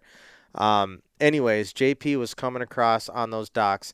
They were just on the other side. They were on the dock still, right next to this. And I was like, I have to get up there. So Jacob Sellers, the guy I was fishing with, flips his jig all the way up and underneath the front end of that. So while we're sitting here, we're still fishing parallel with the shore. There's that L section, and that dock sitting straight off. And you guys can't see what I'm doing with my hands, but I'm trying to just describe this angle. And our boat's sitting at about the 9 o'clock position, and I cast up towards, I'm sitting at, about the 9 o'clock position on the clock compared to where this dock is. And I cast up towards what would be the 2 o'clock position, and I skip my Nico up over a little patch of lily pads all the way up underneath this little wood dock up to the front end of this pontoon. The front end of the pontoon's sitting there, and it's wide open. There's nothing there. And I look at the boater, and I said, Jake, look, if I get hit, you need to get me in there ASAP. I'm on light line. Thunk! There went the boom, and I set the hook, and I'm fighting this fish, and my drag is screaming as I'm continuously reeling because I had it set that way. Right. So I could always try to get that fish on in while it had its drag that it needed until he could get me in there, so I could always keep pressure on it. He's moving in. Fish frees itself up from underneath the dock, then gets caught up into the lily pads. I'm seeing sloshing, and I'm going, oh, my God, please don't lose this. And I can't see JP, and I can't see Eric at all on the other side of this pontoon now. So I'm thinking, oh, shit, now they're starting to get to this dock. Right. So I'm cranking on in. This fish frees itself up from the lily pads now and now has open water just to dive and finally start truly fighting me. Dove down to the left. Dove down to the right, all the way up and around. He has his talon down still in the water. So I sit there, and all of a sudden I feel dead. And I'm going, oh, my God. No. So I start guiding it back up and over the motor. And I try pulling it back up and away from the talon. And then there it is. And I reel on down, and I grab it by the mouth, and I pull it in the boat. And I'm just a deer in headlights. And I look right up at Jake, and Jake looks right up over at me. And as I do that, I turn and I look. And I see JP and Eric sitting there. And I see JP flip his jig underneath the front part of that dock. And I see Eric, the co-angler, who I'm fishing against as well, really good friend, flips his jig all the way up and underneath, right underneath that pontoon, where you hit it? right where that bass had struck. Man. So we're talking about crime of opportunity. We're talking opportunity of that bite. We're talking inches. We're talking minutes down. If it wasn't for that fish, that had me tied after 2-day competition with the next guy behind me. We were tied after 2 days Mm-hmm. because of those 2 big bass that I had each day. That's what won me the event. Wow. So That's how thin the margin is when you're fishing with good sticks, though, when too. you are fishing with some hammers and Yeah. you are fishing on a 2-day event and you're fishing against pressure, you're fishing against, all sorts of different things. My biggest thing I was fishing against was that guy who decided to drive the bus the night before. We're talking about the beer bus. Because I showed up to that event not in the right frame of mind, a.k.a. I was freaking hammered that morning. We had a 45-minute hammers fog. and then there's being hammered. Yes, we had a 45-minute Oh, fog God. delay that ended up trickling into about 11 o'clock. We just went anyways. We just went all idle everywhere, right? So we're fishing in these whiteout conditions on day 2, and I'm sitting there so disoriented. I could barely see the boater in front of me. That's how bad it was, and I am so. I mean, hungover. I didn't start feeling hungover till about 11 o'clock. Okay, that was just. I I feel bad. I feel bad for you mortals that have hangovers. Oh man, I usually don't get them, but I've never had one in my here's the life. thing is Trevor Bisbing was one heck of a host up north with his family. Got to meet his folks. Great people. My gosh, if you go up there and you have a good time with them, if you guys know that family at all, you guys know that they were a hockey family. Hockey families like to associate themselves with drinking. I'm a hockey dad. I've coached hockey for 12 years of my life. My son's 17, daughter's 14. They both still play hockey. So it just kind of goes hand in hand with that mentality. As soon as I told them that when we met, out came the moonshine, out came the whiskey, out came the bourbon, and before you know it, I don't remember leaving their kitchen until my alarm is going off and everybody's mad at me at 4:30 the next morning. Oh, At least you made it. I made it. I was happy. I got there, and thank God for that fog delay because that nap was really needed at the boat ramp, and that allowed me to fish. We had a huge fog delay at that the TOC at Ampekegama. I did hear about that. Yeah, I did hear about that. We were sitting there waiting to take off for like 2 hours. Yep. See, and that was different. We just kind of went, all right, guys, It just would not lift. Just don't go full bore. It just would not lift. We're like, oh, and you could just, everybody's just chomping at the bit to go, Yeah, because they know that the fish were biting right there because they can't see anything. All they see is a white. Right, yeah. They just see white. Because I'll be honest, that's when we caught our first spot that we pulled up on day 2. It ended up being a lot of people's number 2 spot, but they rolled right on by us and through the fog, and here we are fishing it. And at the end of the day, everybody goes, hey, that spot you guys were fishing on when you drove by, how many did you guys get off of there? We're like, 8 fish. Yeah. We got literally like almost all of our fish off that spot. And that was one of those spots that I knew from prior to that, my experience that I had out on that lake. And I knew that was going to be it's a sure thing to at least get a couple of us a fish. Right. You're in a fog delay. You can't see anything. You can't open up. You can't go shooting through the through the lakes to get to the channels. And it's we had fun.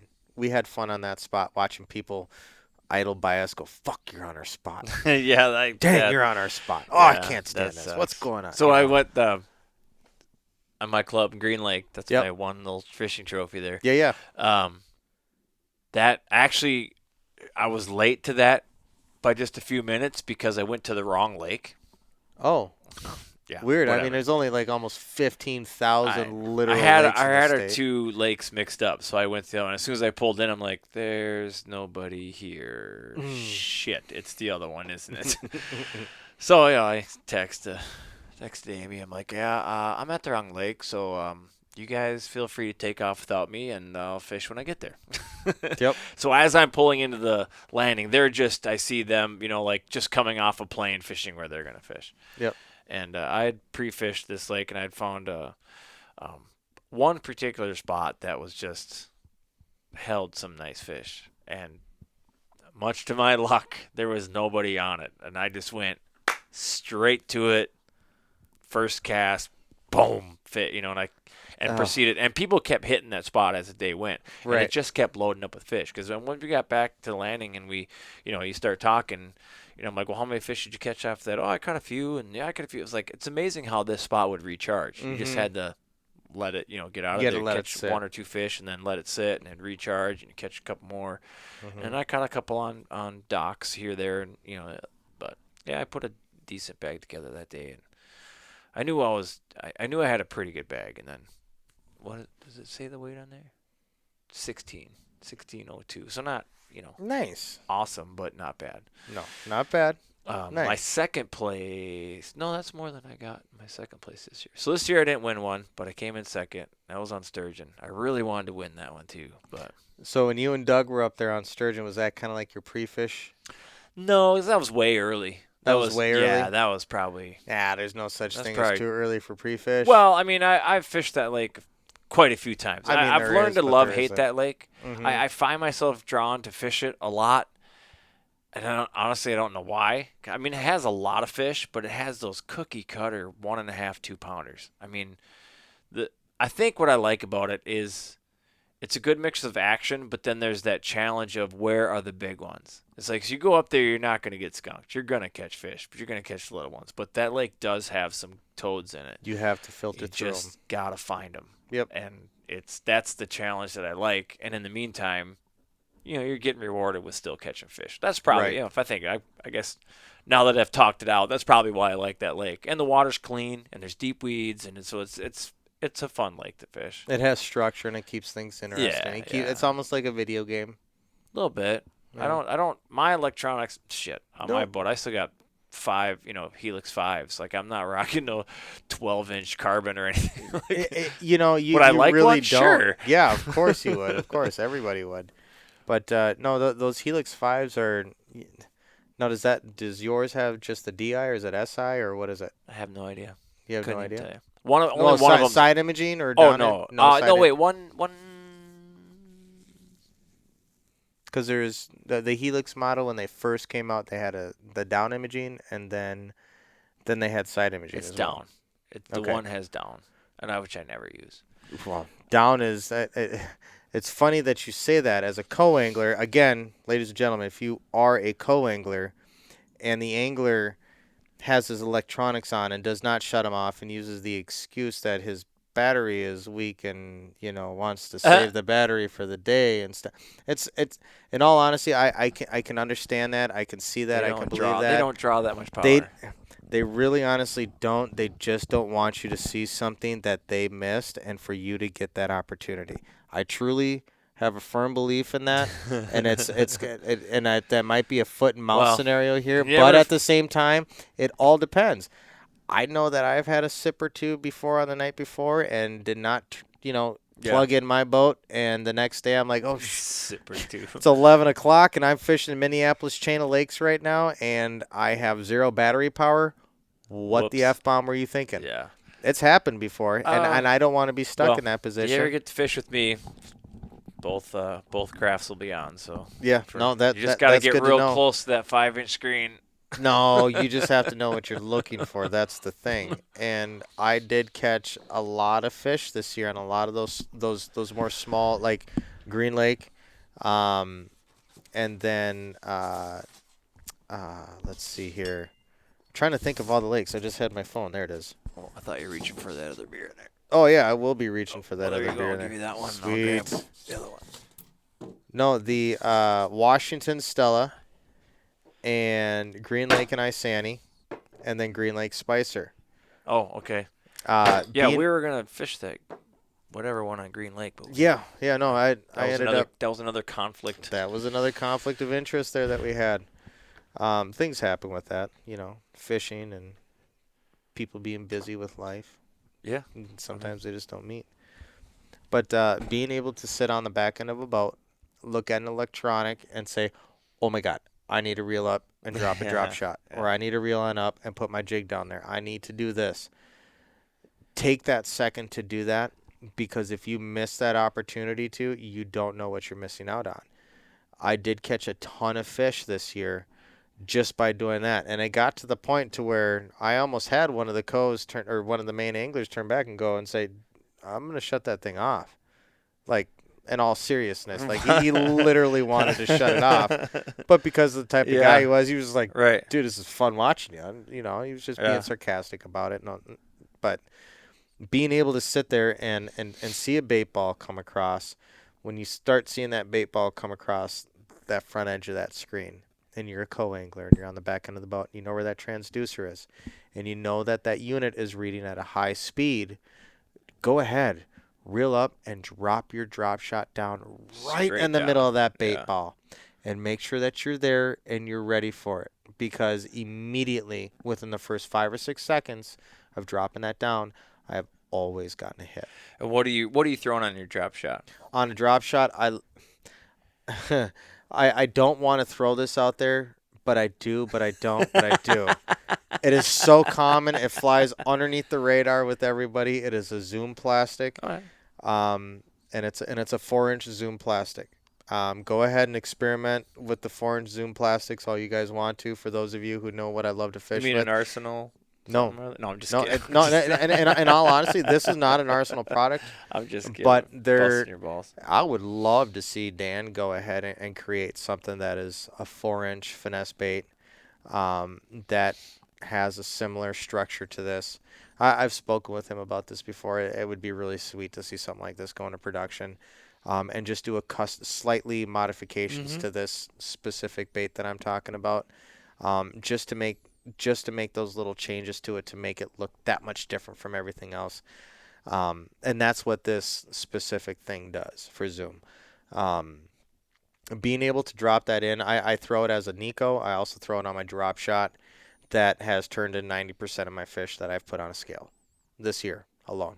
Just that one bait. Yeah. And specific color doesn't matter really. Green pumpkin, plum, black. It's pretty easy when you have the buffet, if you would, to be able to pick and choose which color it is. It's all about color at that point in time. And I was gonna, are you a color guy? Or do you have the ones that you have confidence in and you use that? I have the ones I have confidence in, and that's what I mainly use. I'm the same way. But I always have the ones on the back burner that I'm ready to throw for that one difference. But they usually don't spend that much time on the hook, right? Because at that point in time, it's usually, is the sun out or is it not? Is it getting the right light that it should get during the presentation or not? I've found that more times than not, color isn't as much of a factor as us fishermen think it is. Mm-hmm. Because when you get back to the landing and you get back to weigh-in and you start talking to the people what they were using, they're all using different stuff and everybody has a good bag.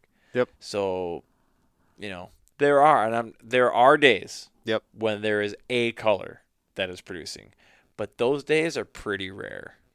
They really are. Yep. But with that said, that means you have to have those colors in that box for when that opportunity presents itself, and you can capitalize on it. And it's funny that you say that, because a lot of those situations and scenarios that come across to me is I don't throw that black and blue jig a whole ton like everybody does. And I'm sure there's some people going going, a fair amount. I throw it quite a bit. But. Yeah, see, and that's different, and I think that has to go with the success rate.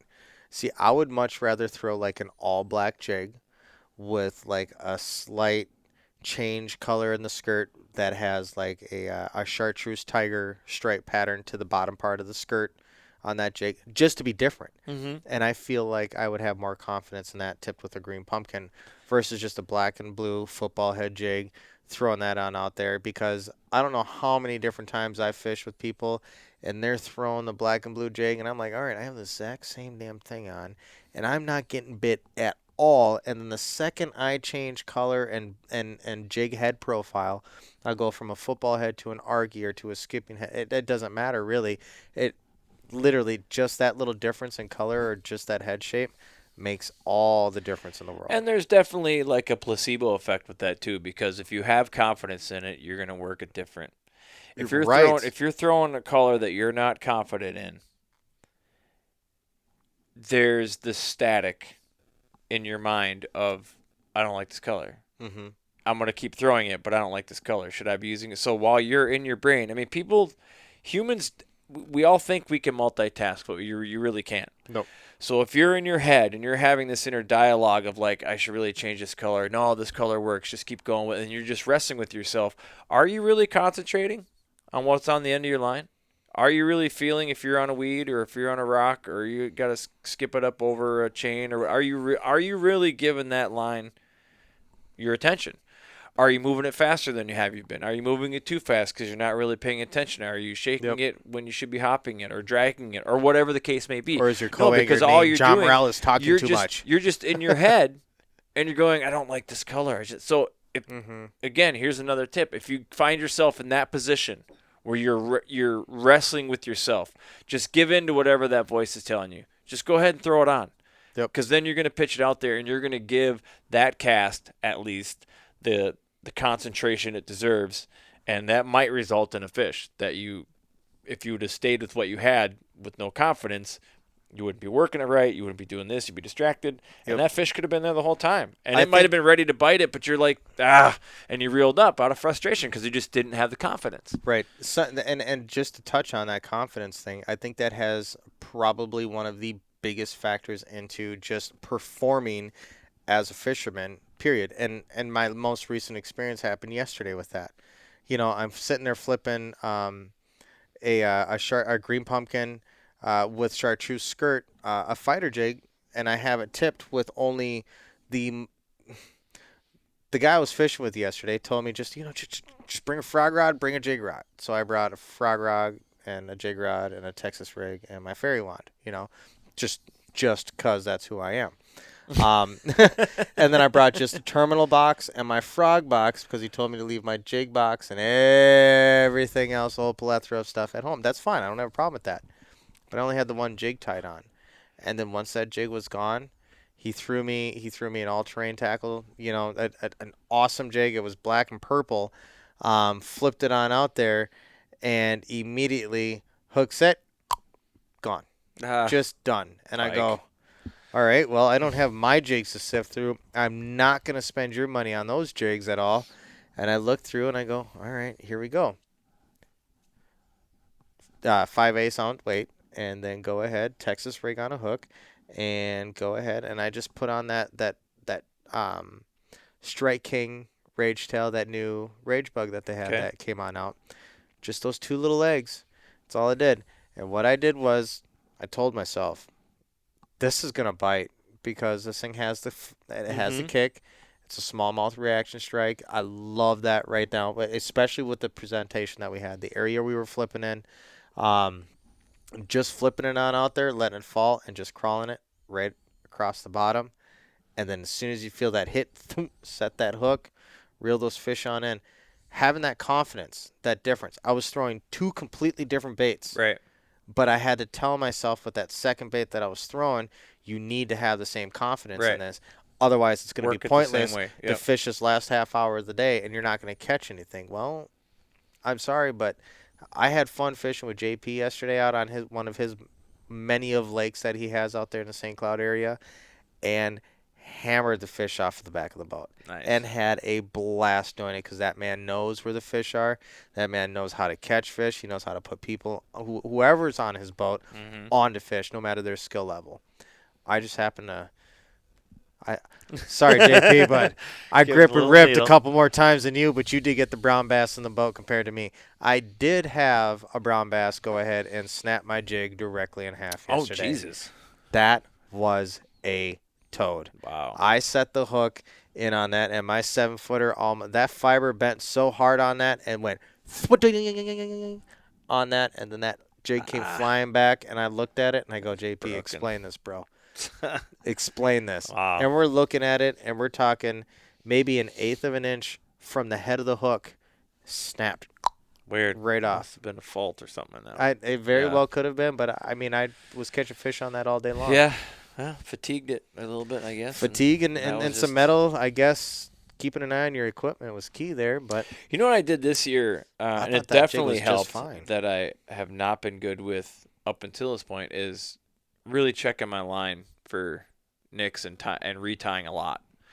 I was really bad about Me not too. doing that. But this year I made it a point to, like, almost after every fish, or even after so many casts, like, just run my finger up real quick, just give it a look, and then go right back. And if Yep. I found even the small, like, if I even had a question, if I was like, And how I long don't did that think- take you you know to what? retie? Fuck it, I'm just gonna tie it. And I how would- long did that take? Seconds. Seconds. And that's the most stubborn part about fishing that Seconds. we seem to forget But about then you all don't. the time. Yeah, but it pays off in dividends, because if you Big finally time. do get a big fish, the one that you're trying to get, the one that matters, the one The that's one gonna that put you've you been up flipping there, for hours.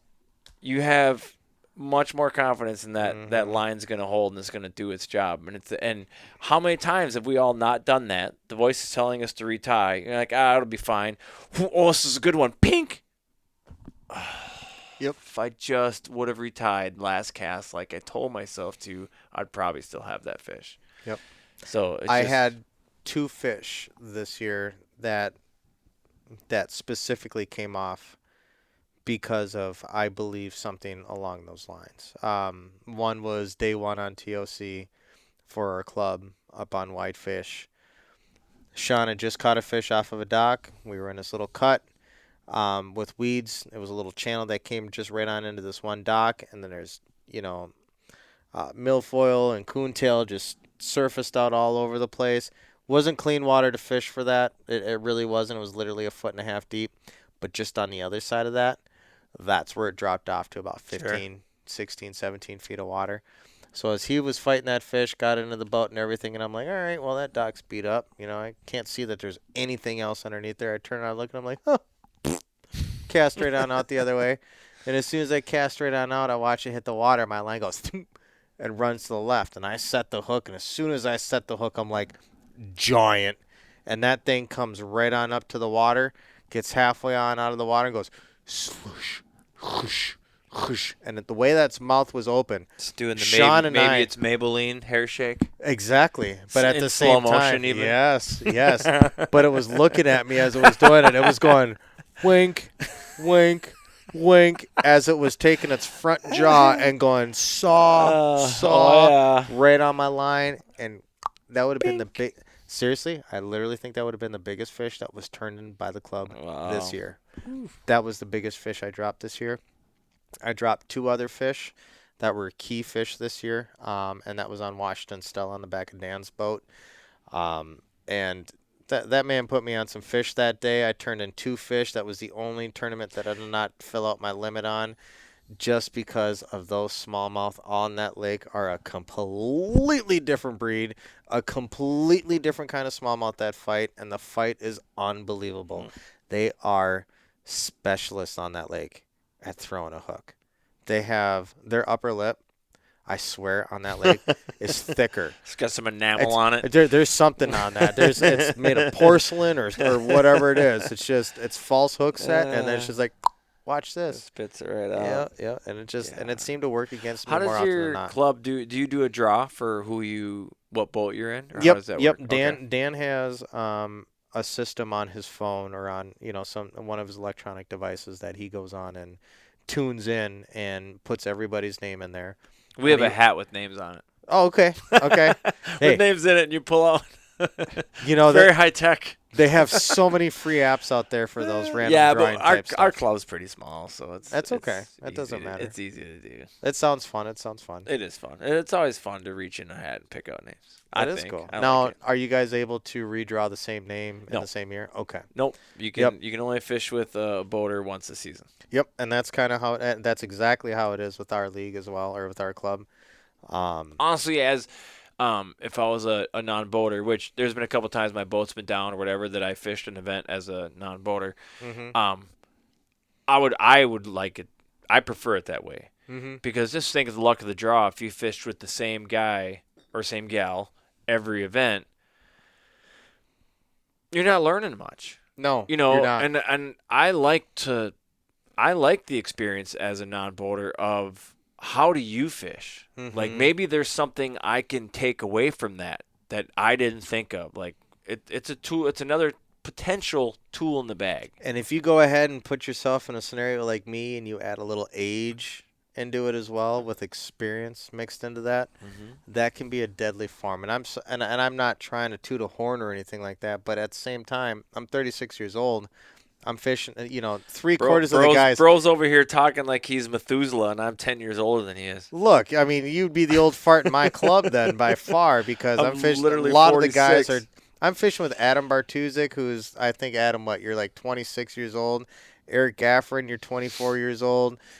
Dan's probably third or fourth in line for being the oldest in the club, and he's only 33. How many events is your club? Our club has. So we had. Because we only have 6. We have Balsam, Green Lake, Washington Stella, Cedar Lake, Lake Minnetonka, and then we had the state TOC, and then after that we had Green Lake, and then we had our 2 lakes for our TOC for our club TOC. Okay, so you're adding in different. Okay, so but you're still doing like 5 to qualify for state. 5 to qualify Okay, for state. so our but see, club's the same. We just don't have Right. those extra ones. Now we don't do a club TOC. Okay. So I we don't gotcha. have those 2 days. Gotcha. No, and that's what we just added in here, and that was just on the 14th and 15th of the last month. But then also with Arsenal, we had, what is that? The Viking Invitational. I'm not sure if it's the Invitational or not, but it's the Viking that they have out on Tonka, and that takes place, I do believe, this coming weekend. Oh, really? Or next week. It's the 5th Okay. or the 6th. And then after that, we have Well, because I know you and I were talking about the one East-West on Rush. Yeah. And that one there is on the 13th. It's on the 12th, but it's labeled here as the 13th. Yeah, well, let's not say that too loud. Anyways, that's going to be an interesting event as well. Arsenal puts that on. Dan's done a great job with that, and it's grown so incredibly much. And the names that are What's the actually weather supposed to be like tomorrow? I should go fish that tomorrow. go east west. Let's go fish. Let's Sounds do like it. a good What's the time. weather? Let's do it. But yeah, Fighter's fishing in that this year. Is he really? Yeah, he's Oh, gonna that'd come be on out and sweet. fish that. So, along with the other names that are fishing in that, a lot of the guys are supporting Arsenal. They're supporting Dan. They're supporting, the local guy, if you would, and coming on out and fishing that event. And that's great that he puts that on, and it helps support the club. Any extra money, I'm not sure what all goes in the proceeds and whatever, and what the winnings are. That's none of my business at all. But I know that to get the draw that he does and to fill it as fast as he does, and the attraction that it calls for, it's to go hand in hand. That's a recipe for greatness. Northeast winds tomorrow, 10 miles an hour.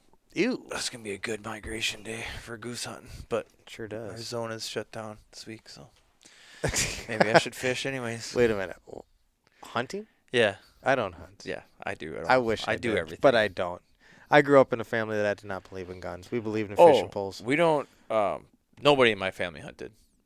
Well, Nobody. that's good. Nobody. And No, then I can see I just- clearly you believed that you wanted to hunt when you were younger. Yes, it was just always in me. I just, yeah, I don't know where it came from. I don't know why. It just was. I like the all outdoors thing, Yep.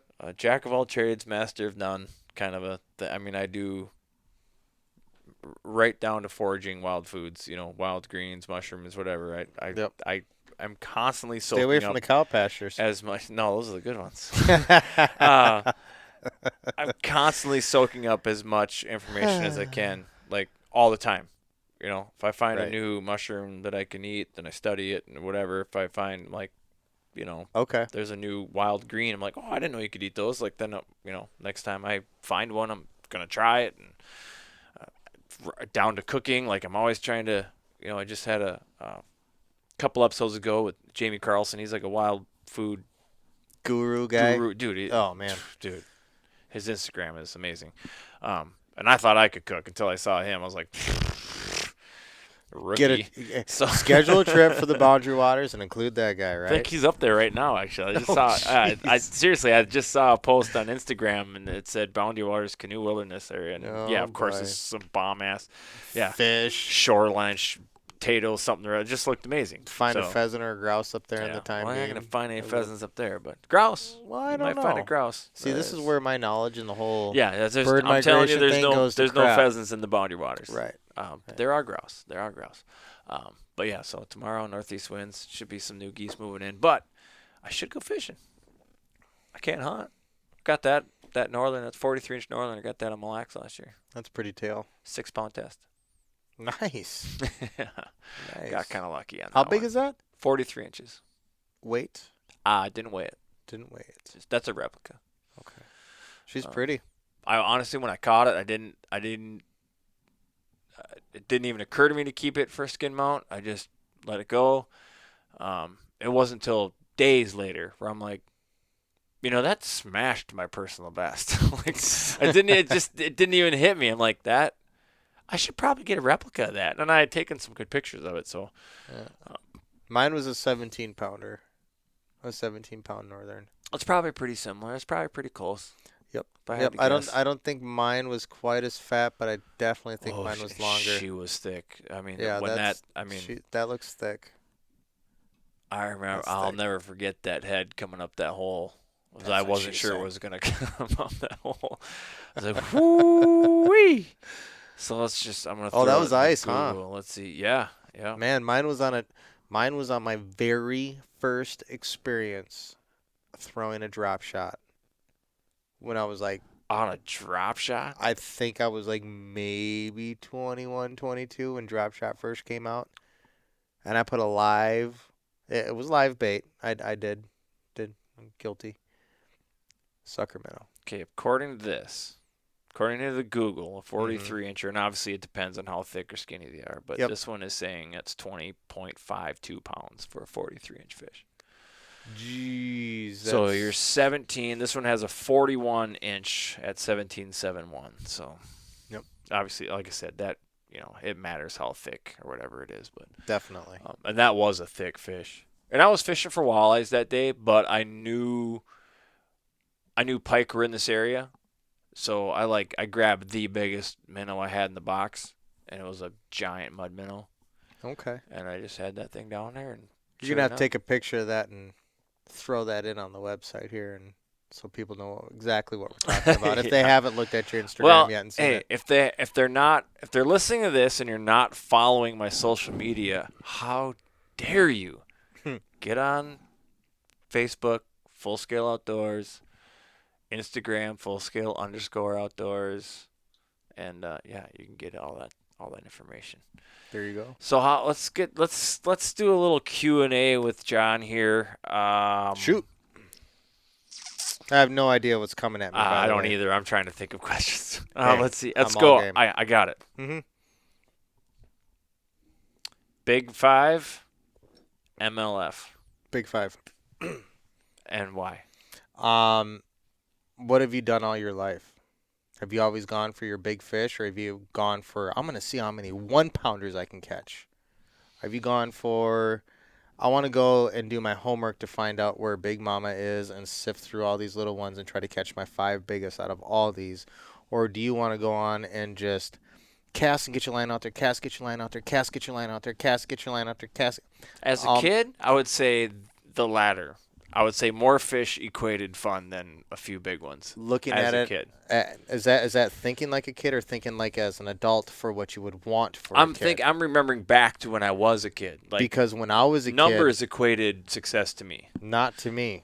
Mm. I wanted that one, and that one that was there was the one that I wanted, and that's the one I could never get, and I guess that's the reason why I keep trying to go back and get that one. And the main reason why I say that is that one spot that I'm speaking of is the spot that my mom used to go and bobber fish with a little yellow Mr. Twister tail and bobber fish with that alone. And she would slay 3 and 4-pounders She's off the basically dock. drop shotting. Just with basically. a bobber. I know, And, but she's doing it in 12 feet of water. You're suspending a small bait at a certain depth range. 2 feet down from the surface Huh. and sitting there in about 12 feet of water right off of a sharp break on a weed edge. You know, it all made sense at the time. But as a kid, and you see that one fish, and it's just like, yeah, that's cool. And I'm catching a bunch of, 12 inches and 14, just like, I want that one that you keep catching. And it wasn't my dad catching, with those leeches fishing in 8 inches of water, catching those 2-pounders all day long. It was my mom catching those 3-4 pounders fishing 2 feet down with that Mr. Twister tail, that fake bait, just sitting there just so she could have her bush latte. Bush lattes. Next to her, and she could sit on the end of the dock and put her feet in the The water. fact that your mom drinks beer is cool. No, and she's cool. She's cool. She's laid back. She's down to earth, and she just sits there and does that. She still does that to this day. And it was funny. I was just up at the cabin for TOC, and I swung by there to make sure everything was okay. And I go walking through the garage, and I'm looking at it, and I'm going, man, all right. Because there's talks that we're going to end up selling the place next spring. And, there's 300 feet of shoreline on there and a nice little 219 littoral acre lake, 10 miles north of Mille Lacs. It's perfect. It's beautiful. It's great. All my PBs have come out of that one lake, except for smallmouth. And it's really sad to think about. And I was going through that moment, and I look on over at the wall, and there's my mom's damn fishing pole, that stupid red and white bobber on it, and that damn chartreuse Mr. Twister tail on it, sitting there, and that 2/0 size ugly hook on there. But I mean, if it's not broken, I'll fix it. Yeah, I get it. I really liked the MLF when they first came on the scene. The Jack Links about 5 years ago, 6 years ago when it first came out. When there was no pre-fishing and there was no, so they would show up. Agree with they you. would show up 100%. to a lake, so fun in to the watch. blind, Yep. and watch these pros pick this thing apart in real time. They got 3 periods figured out. Man, I fell in love with it. I mean, I didn't care if they were catching a shit ton of 2-pounders. What I liked about it, especially early on, is that there was some strategy involved. 100%. If you thought you could go catch 10 5-pounders for 50, right?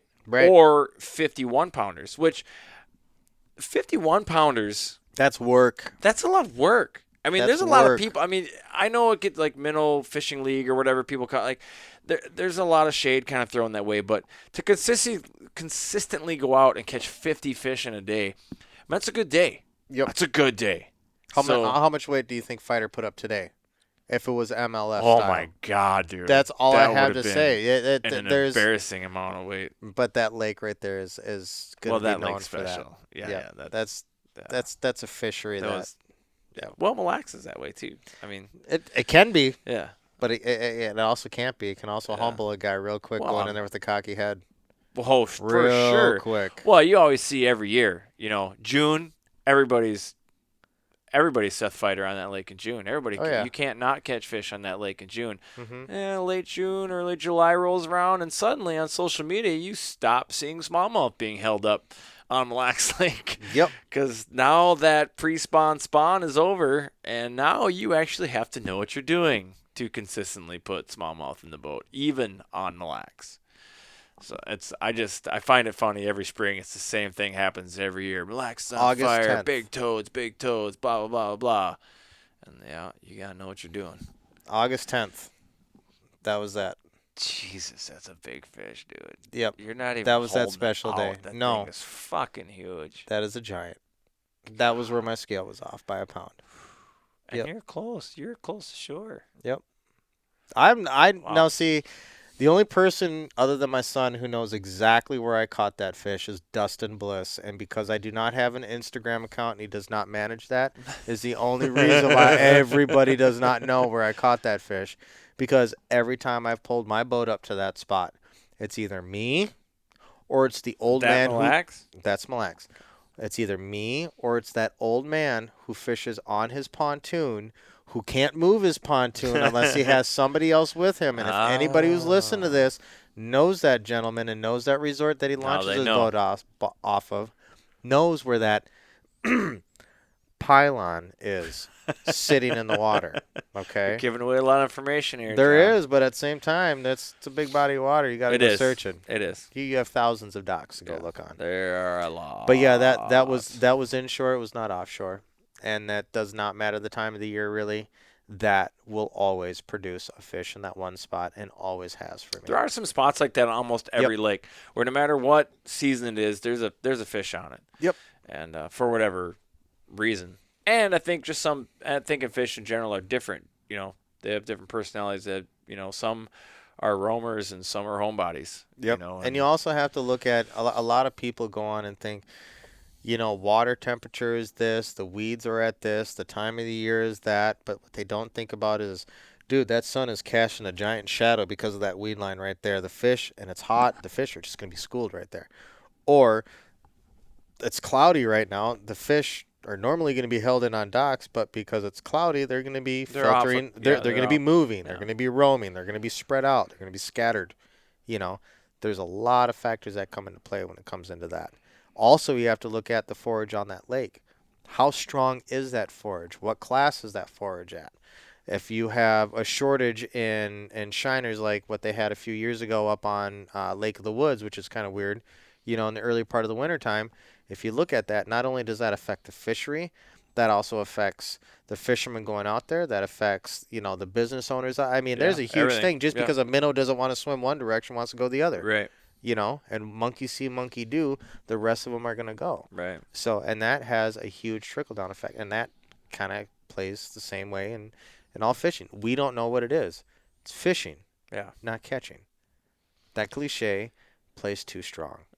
Yeah, it's true. And I guess that what makes us, fishermen and not catchermen.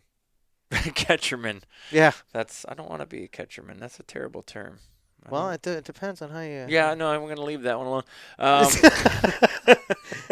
His mind's a little more colorful than mine, apparently. Yeah, we're just gonna abort mission on that one. Yeah. But but now the MLF is, I don't know, it's just different now. Now that they can pre-fish, and it's just not the same thing. And I was a big proponent of it at first, and now I'm like, And then the guaranteed money for everybody, so they kind of go into it nonchalant as is, and it's like... I mean, with that said, I do still watch it. I just don't... I'm going to be honest, I have not. I'm not engaged in it as... but what I like about it, so like on my phone, I have their app. Yep. And so I'll get alerts. Mm-hmm. Like, it's starting at the end of first period, and I'm getting the update. So I'm not like sitting down, I'm actively watching the whole thing. I'm getting bait, and then all of a sudden I'll get 15 minutes left in the final round. So-and-so is one fish away from making the cut, and it's like, oh shit, if I'm not driving or I'm not, I'm like, I'm going to watch it. 15 minutes left. Like, this is, now I got excitement. Great marketing aspect. Oh, for sure. Great idea on that. BASS, Bass can do the exact same thing when it comes down to Bass Live. And I have the Bass app too, and I get alerts on that too. Yep. But to be fair, even though I was getting, everybody and their brother was telling me, dude, Seth is lighting it up. I didn't. Well, of course I was really busy. I didn't have the opportunity to stop and watch. Mm-hmm. I kind of wanted to, but I haven't watched that many BASS events this year either. Right. So you almost have to basically have time to do it. Me for work, I paint. I do light duty sheetrock. So I'm gonna go on and turn this on to where it's loud enough to wherever I'm working. Yeah. To where I'm just hearing it. So if I'm just sitting there and I'm painting and I'm rolling that roller up and down the wall and I don't hear Zona talking, I don't hear anybody chit-chatting at all, but I just hear the birds chirping and I hear that water slashing up against that fiberglass and I hear that drag screaming. I love just to hear that. That's what it's about for me. But as for the whole entire setup for the MLF versus the BASS, having numbers versus your top five, I'm always going to go top five. That's always been my mentality. I just don't see that changing. And how I don't know if they got sick of it, if Duckett got, sick of the top five and never catching the top five, and he was like, but I'm always catching numbers and I could kick all your asses if I was catching the numbers. As a matter of fact, now that I think about it, I'm going to go on and create and that's how that idea stemmed. I would not be surprised if something like that happened, because I know plenty of people who can go out there and catch a ton of 1, 2, 2.5 pound fish, way more than me, but yet I can go on out there and catch those 5 key fish that are going to go ahead and eat every single one of those damn fish that they just caught. But it is a skill, too. I mean, to consistently I've said it before. It's like if you're whatever you're doing, if you're consistently like in the top 10, Mm-hmm. you're doing something right. 100%. So just like just like BASS, if you're in a top 5, you're seeing the same names. Just like MLF, even if it is all 1 pounders and 2 Yep. pounders, you're seeing the same names. Yep. So I mean, we can sit there and rip on it in minnow league fishing, whatever, but it's the same. If you can do that good, go do it then. Go Right. make some fucking money. Yep. It's not that easy. No, it really it's isn't. still a skill. It's still a skill thing. It just comes down to viewer preference. Yep. And like you're saying, if you like the top 5, you want to see hogs come out of that live well, top 5's for you. Yep. You know? And it was and just to touch on that, to watch Fighter today, to go on and watch him throw 4-pounder Oh, after 4.5 pounder, after 4.8, you know, right back in the water, need it. time Don't in and need time it. out again. And to be honest with you, that 4-day bass record, they're lucky that they couldn't fish a 4th day because Fighter would have shattered that. Man. Oh my goodness! And he would have done it all. He would have created a whole new smallmouth record. Every single fish he Yeah, turned he in was- this week was brown, he was and he dialed in, had dude. a blast doing it. Like he said. I'm gonna have today. to watch some highlights from that one. He said today, man, I don't think I've ever caught this many fish, this fast, this often, never. And it's like I can completely understand that. I've had a day or two like that, fishing a frog, going, okay. And I'm looking over my shoulder going, how is everybody else on this lake sitting out in the offshore, out there and I see all their poles up in the air going like this, and I'm out here casting, I'm going, just hook setting after hook set. And I've caught 6.2, a 6.3, and a 6.4 all out of Eagle Lake in Maple Grove. Okay? All on a frog, all in the same damn day. So, I mean, if you can go ahead and explain that to me and go ahead and challenge, oh, yeah, I'm going to go and catch those, those pound and a halves against yours, I'll go ahead. That's fine. I got lucky that day. I'm going to be honest with you. I got lucky that day. Well, But I will be happy to try to repeat You that. put yourself in a position to be lucky. Yes. And I had probably 2 of my best days of bass fishing this year too. Just fun fishing on Pelican Lake in Orem, Minnesota. And the first 2 days was just, it was obscene how many fish I caught. And I was talking to my buddy, I'm like, if this was an MLF event. Now, granted, I didn't just fish for 8 hours. Right. I fished like sun up to sundown. But with that said, I mean, I caught, I don't even know, at least 60 over 2 pounds with some threes. There you go, 120 pounds, easy. Like you're looking at, I mean, if we just say easy math, 2 pounders, I caught 60. There's 120 pounds, right? And it's more than that because I caught some threes, and probably a few 4s mixed in there. Yep. I did that 2 days, both days. Yep. Were just lights out. And it was funny because I was talking to and did an episode with him, Adam, one of the resort owners up on that lake. And I'd been talking to him before, and so I texted him, and I'm like, so what's the fishing report? He's like, well, it's slowed down since the hot bite in June and, early July, and it's gotten quite a bit tougher. And I kind of smiled and smirked a little bit, and I'm like, I'm glad you said that. Right. Now, because when I got up there, we were going to hook up, and I was going to take him fishing and get some guide work up there. So I was like, I'm glad you said that because now I get to flex a little bit. And as cocky as that sounded, it's like this is the same time of year that my family goes up every year. We do our family reunion up there. We stay up there for a week.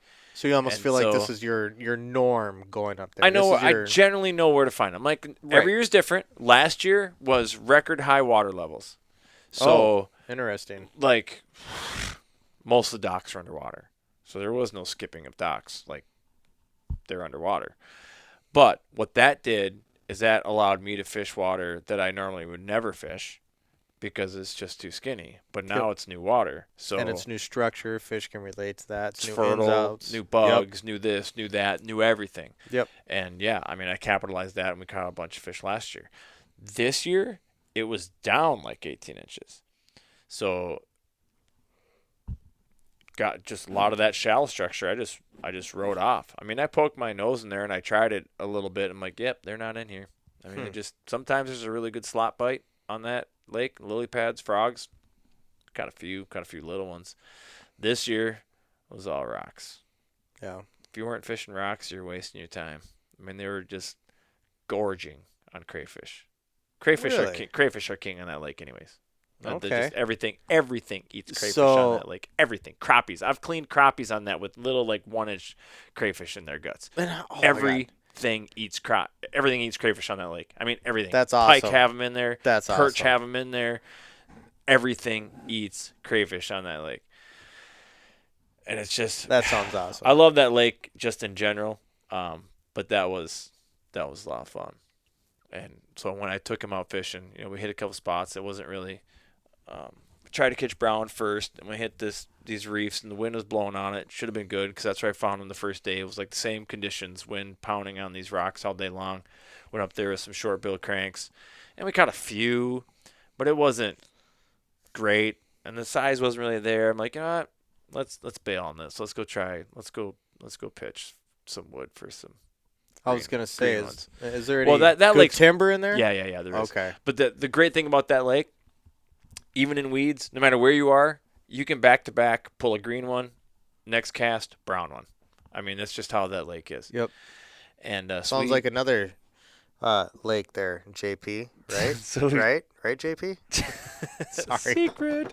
So we tried it, and I was like, we caught a few there, and he was kind of struggling a little bit. I was catching a few, and I was like, I wanted him to catch fish. I brought him up there to catch fish, And at this point, I felt like I kind of proved that I knew, what I was doing, and we'd caught fish, but there was more to be had. Like, Right. I'm like, all right, now I'm going to take you to one of my spots. Like, you are going to catch fish here. Pull up in this spot, and I go 4 for 5. First cast, boom, fish. Second cast, fish. Third cast, fish. Yep. Fourth cast, I'm like, crap, I didn't catch one. I was just teasing me. He was looking at me like, what in the heck? And he couldn't buy a bite.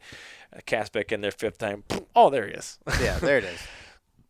So what he was using, I think he had a Senko on, like a wacky Senko, which generally is probably pretty good.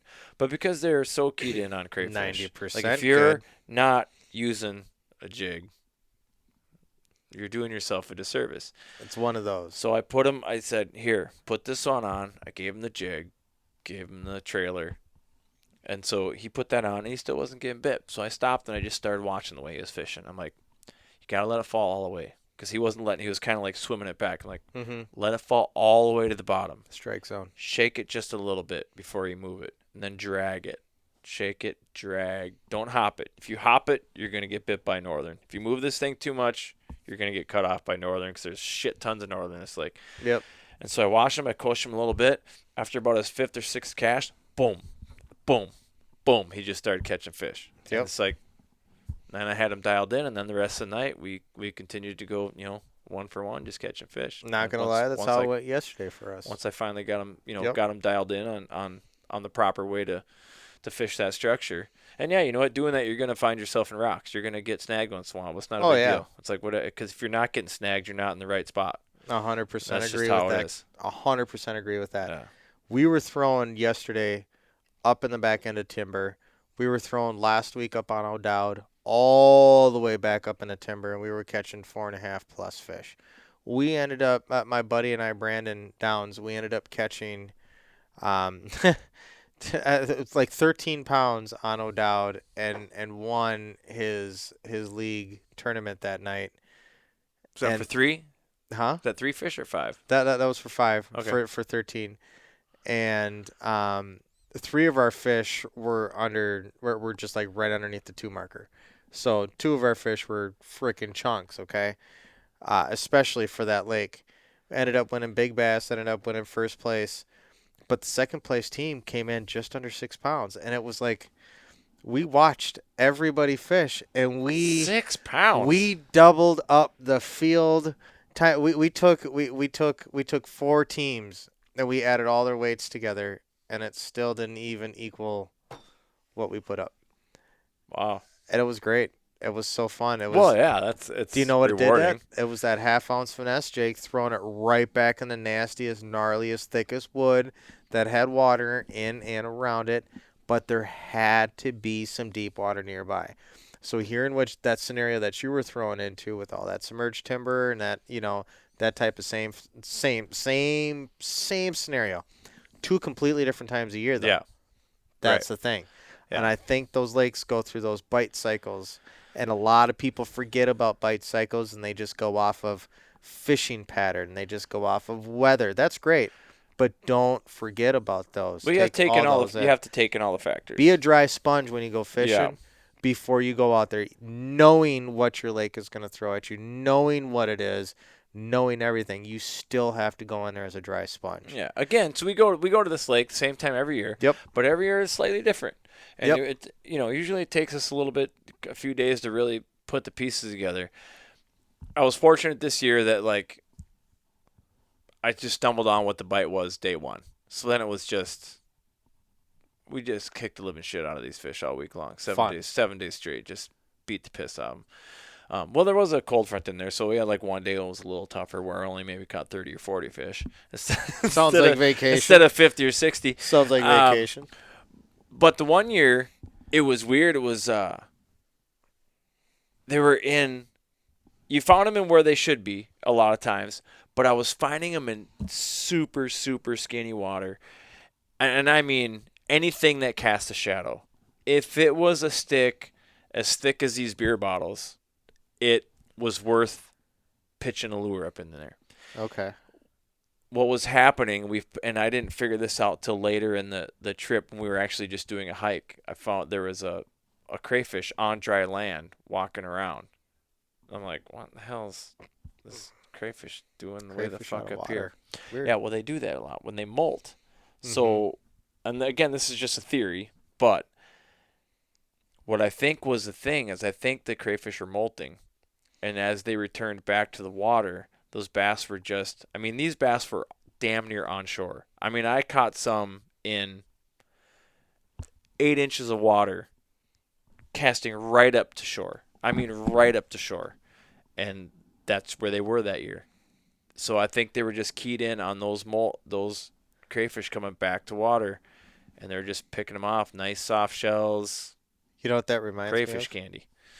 National Geographic movies, the old movies from back in the day, when the seals would return to the water and then the killer whales would be right there to take them out. Yep. Same concept. Yeah, I completely So see I mean that. that was my theory. We stumbled on that the last 2 days of the trip where I'm like, that's why they're here. The funny part about that is that then I just started again. Then I just threw out everything I thought I knew, and I just went along the shoreline. And I'm like, anything that casts a shadow, I'm pitching to it. And we're fishing water that we've never fished before. My brother just keeps saying, I don't know why we're here. I've never caught a single fish along this shore ever. And then every time he said that, boom, I'd set the hook on a fish. And it was about the 4th or 5th time of him saying that and me catching a fifth fish where he just throws his hands up in here. He's, you know what? I'm just going to stop saying that and just start fishing. I'm like, thank you. It's funny how I don't know if anybody else has that out there, but you have that. It's slow, it's dull, it's like, oh man, maybe we should switch spots, and all of a sudden, boom, somebody gets hit, and then you reel up a fish, and then somebody else gets hit, and you reel up a fish. You're like, oh, that's fun.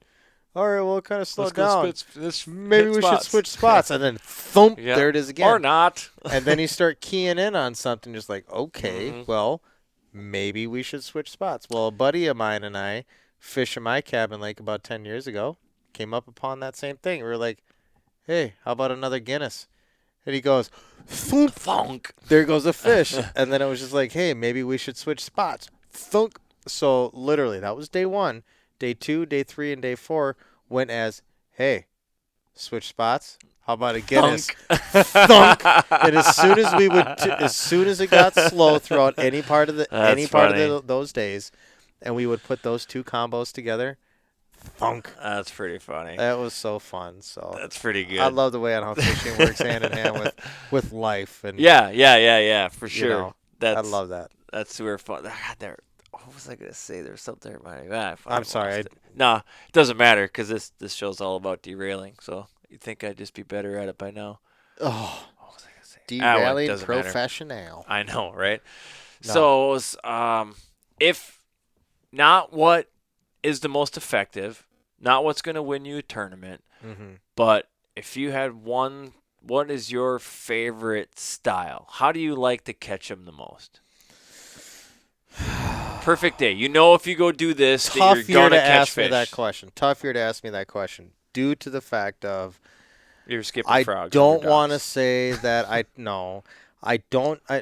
don't talk crap about this style. I don't humble myself as being this style fisherman, but like I said, 90% of the fish this year have come in off of that 4-inch wacky rig, quote unquote Nico. So you got the Nico nail. style. So for people that I might not do- know what a Nico yes. is, it's a stick worm, and you got a nail weight in one end of it. Yep, that hook goes right through the dead middle of the Middle of it. worm. Yep. Right in the middle of it, so you have 50% of the worm hanging off one side, 50% hanging off the other side. My Nico technique that I have is I like to stick in that 5/32 weight in one end, and then I like to slightly take maybe 5/6 or 4/5, however you want to break down the bait, and take that nail and slightly or that hook and slightly stick it that much closer to the nail weight to leave that much more of a tail A dangling little more off the end. flopping going A on little bit more flopping. So as soon as that nail hits that bottom, that tail has that much more longer sitting vertical before it starts dropping. If you're not using a plastic that has a floating tail. there. No, I don't Nico much. In fact, I don't think I ever have actually Nico'd yet. Okay. How much different is a Nico than just throwing a full-size stick worm on a Ned Plastic. head? It's all about patience, I think, with me. You have to have ADD, ADHD, patience, however you want to word it. I think a lot of that has to do with different styles in fishing Oh, I and have what patience. you can Dude, tolerate. I'll throw a weighted wacky in 18 feet of water in deep weeds, and I'll let Just that thing that- drift and all just the let way it down to sit. the bottom. Just And let her buck. Take 5 minutes to take each Yeah. cast, otherwise you can take 50 seconds for each cast. But guess what I'm trying to say? So I know when you got that nail weight in there in a Yep. Nico rig, it's falling one way. Yep. So it's not the typical like weightless wacky where it's doing that little wobble Yep. fall. So it's you not still doing will that. you will still get a wobble, You but still it's get a going little bit at of an fall, angle. but it goes at an angle. It goes at an angle. All right. There's Maybe that's the difference then, because I feel like once it reaches the bottom and that the one end's down, the one tail's up, to me it's like, well, Yep. isn't that just a there's some isn't that profile just a baits. Ned rig basically with a full size stick worm? Pretty much, but your Ned rig, basically when you throw your Ned rig out, you're throwing that mushroom head shape out, right? And that's going to drop straight down, or otherwise it's going to swirl down. When you flip your Nico rig on out there, your Nico could nail weight down and shoot straight down. It could nail flush and flop and then end up shooting literally 15 yards angle? off to the left. Okay. It could shoot 15 yards off to the right. It could also do guess I that just need circular. to It is a experiment with it a little completely bit. different fall, and it all depends on the weight that you have in the end of your plastic as Do you well. use the skirted Ned rigs at all? No, I do not. I do not. I just use the Pagodia Arsenal nail weight. That's it. That's it. I'll have to And they experiment have with that next year. a Those little bit. ridges that they have on that weight lock that bait right on it, and it will lock it. That nail will never fall out. I shouldn't say never because it's made by a human being. It's made by a human being. It is put in by a human being. Yeah. It's things are made to fail because it's made fallible. by a human. Yeah. Okay. So knowing that I put it in pieces of plastic I have confidence in. I'll also throw it in a nice robo worm, depending on the make and model, the shape. Just it all depends on all Sure. situational and water So clarity is that's huge. That's what you like. You have fun fishing that. I have that fun style. Sort of. My number one go-to is going to be a Texas rig with a 3/8 ounce bullet weight. Okay. Pegged. It will be pegged. This year is the first year to where I've started fishing unpegged. Okay. And what are the pros and cons of pegged versus unpegged? The fall. Okay. Fall, I think, has literally 60% difference with that. When you make a really long cast and you're fishing 15 to 20 feet of water and you are using a bait that's pegged, that's obviously going to fall straight down and it's going to go right down to the bottom, and it's going to be treated basically just like a jig. If you unpeg that and you make that 15, you're fishing in 15, 20 feet of water, and you cast out, that bullet weight is going to slip down your line, and that's going to hit the water first. Fish are going to Hit hear the bottom first. Hit the bottom first. Fish are going to go ahead and see that, hear that, or sense that vibration on that water. That's going to also get a reaction to them. Say, hey, what's that? Then they see that thing And then they drifting see down. that different fall for whatever trailer you have tuned in on that. That trailer that's going to fall is going to give it a different pattern to come on down. It's going to sit. Now, before you jig that in after your cast, you're going to have that distance between your weight and your actual bait itself.